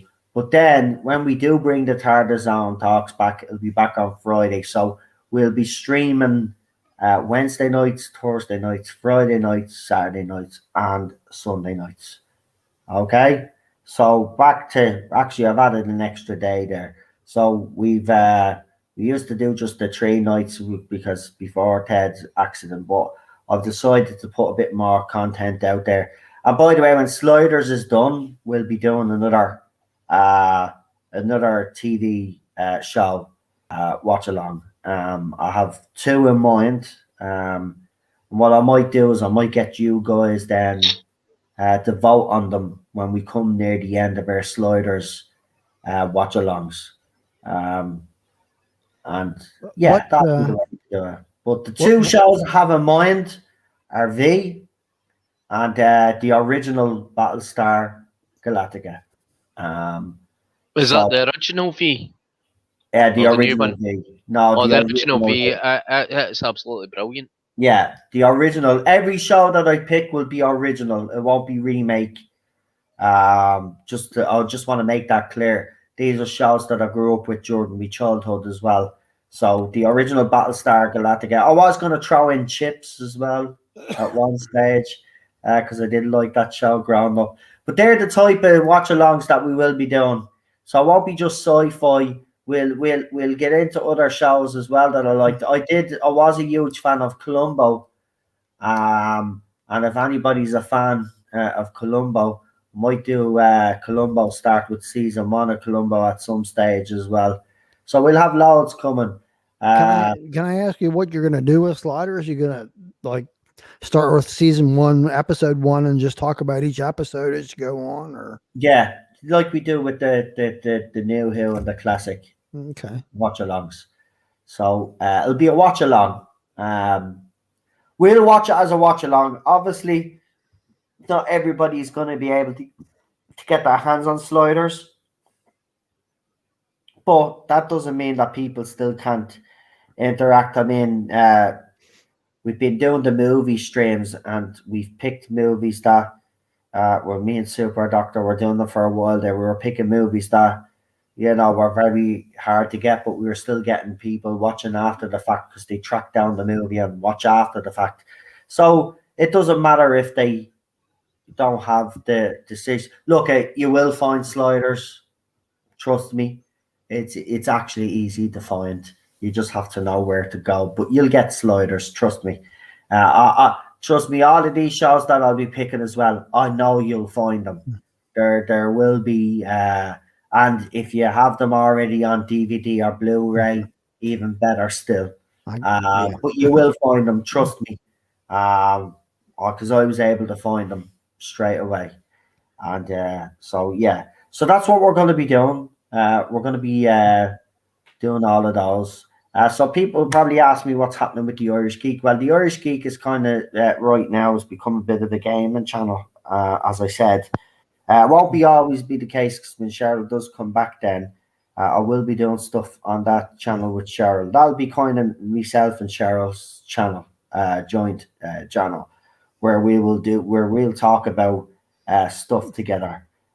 She's just not quite ready to come back yet because like every mammy is with their puppy, she's just not.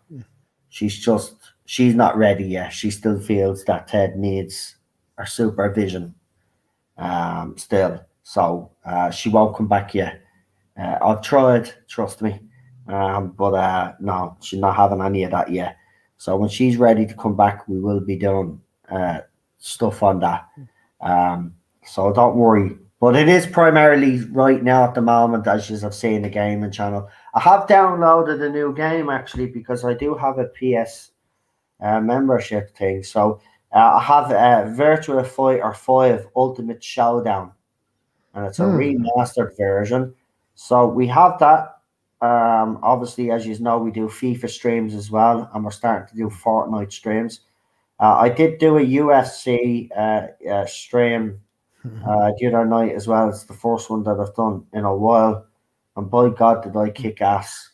I only lost. I think I only lost one fight, but yeah, you should. If you haven't watched this, seriously, man, you should watch it. Some of those fights were epic brawls. I don't even fight like that when I play these games. I'm always cautious, but I was like, fuck it, I'm just going in for the bleed. I just start using more punches than head kicks. But when you see the knockdowns, some of my knockouts were unbelievable. But the one where I got knocked out, Chad Mendes, I was against Conor McGregor, right?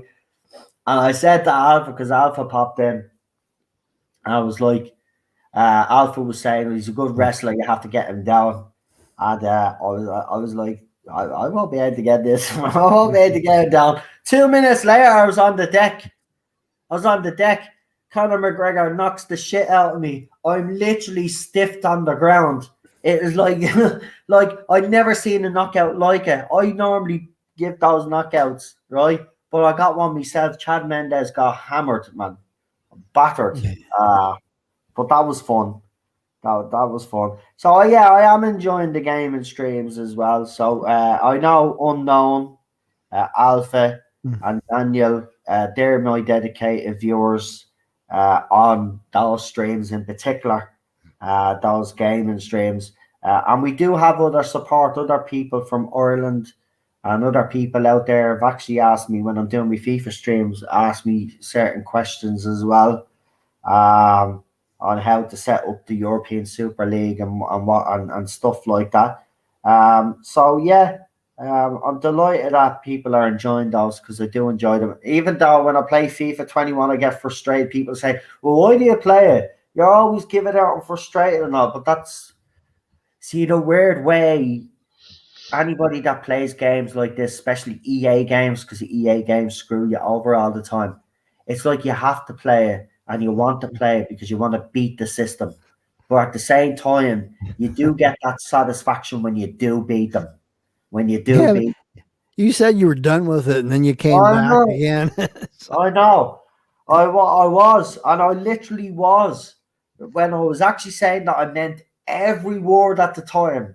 Right? But then I was sitting here, right? And I was saying, right, but if I give up FIFA 21, right? If I give up FIFA and I never play FIFA again, I mean, what other games am I really into out there? I have to be honest, I'm a very particular gamer. There's only certain games that I'll play. For example, there's a Need for Speed franchise, right? But the best one for me is Need for Speed Undercover. So that'll be the only one that I'll ever play. I've played the others and I don't like them. But I do like Undercover. It's the same with Grand Theft Auto. I do have the latest one, but I never play it because my favorite was San Andreas. I loved San Andreas. That's the best Grand Theft Auto, in my opinion. That's the best Grand Theft Auto game that they ever made, San Andreas. It's the same with BioShock. I have that game as well. I actually have the whole BioShock collection. I have the whole Uncharted collection. I have Sonic Mania. These are all downloaded onto my hard drive that I can just re-upload anytime. I'll tell you the games I actually do have if anybody's in. So I have the whole BioShock franchise. I have Call of Duty Modern Warfare. I have Monster Energy Supercross, which is shit. Sonic Mania, the Uncharted collection, which has the three of them. And then I downloaded Uncharted 4 as well. I have World War II. I have Modern Warfare, the latest one.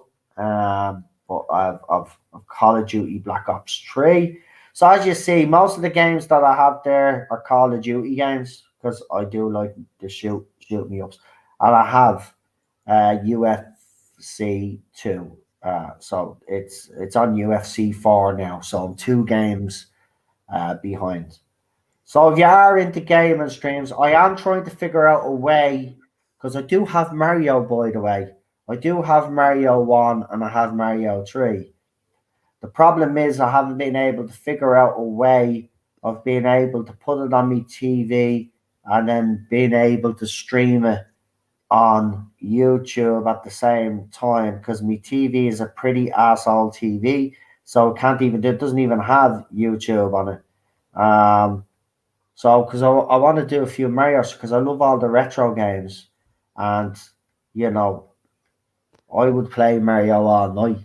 I mean, I'd play Mario 1 all night, even if I'd clear it, I'd go back and play it again. I just love it. I know it's just basic, but I love Mario.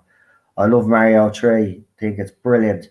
Super Mario World is good as well. And then the Mario that they had for the DS when they updated Mario, brilliant. Love them all. But I'm trying to figure out a way so I can stream them because I'd really love to do them because I'm a big retro game fan. I have Sonic the Hedgehog 1, 2, Sonic and Knuckles as well. I have that game. Sonic Pinball, I have that as well. So yeah, I have a lot of them. And as I said, I do have Sonic Mania, which again, PlayStation and Sega. It seems to me that Sony has gotten the rights to put all of these Sega games on. So if we're getting stuff like this, I don't know if they've ever done in the PlayStation Store, if they've done the Street Fighter games, but if they ever come up, we'll be getting them. Or Mortal Kombat. I'm a big Mortal Kombat fan as well. I love the games. I actually had one before I traded it in. I think it was Mortal Kombat. What was it? Mortal Kombat X or some mad crap like that, or whatever it was called. It wasn't the greatest game. I got to the second last villain. Couldn't beat the bastard, no matter how hard I tried. Yeah, fighting games frustrate me as well. I've never played this Virtual Fighter 5 thing. I think I've played a couple of the other games in the franchise, but yeah, it'll be interesting to see how that goes.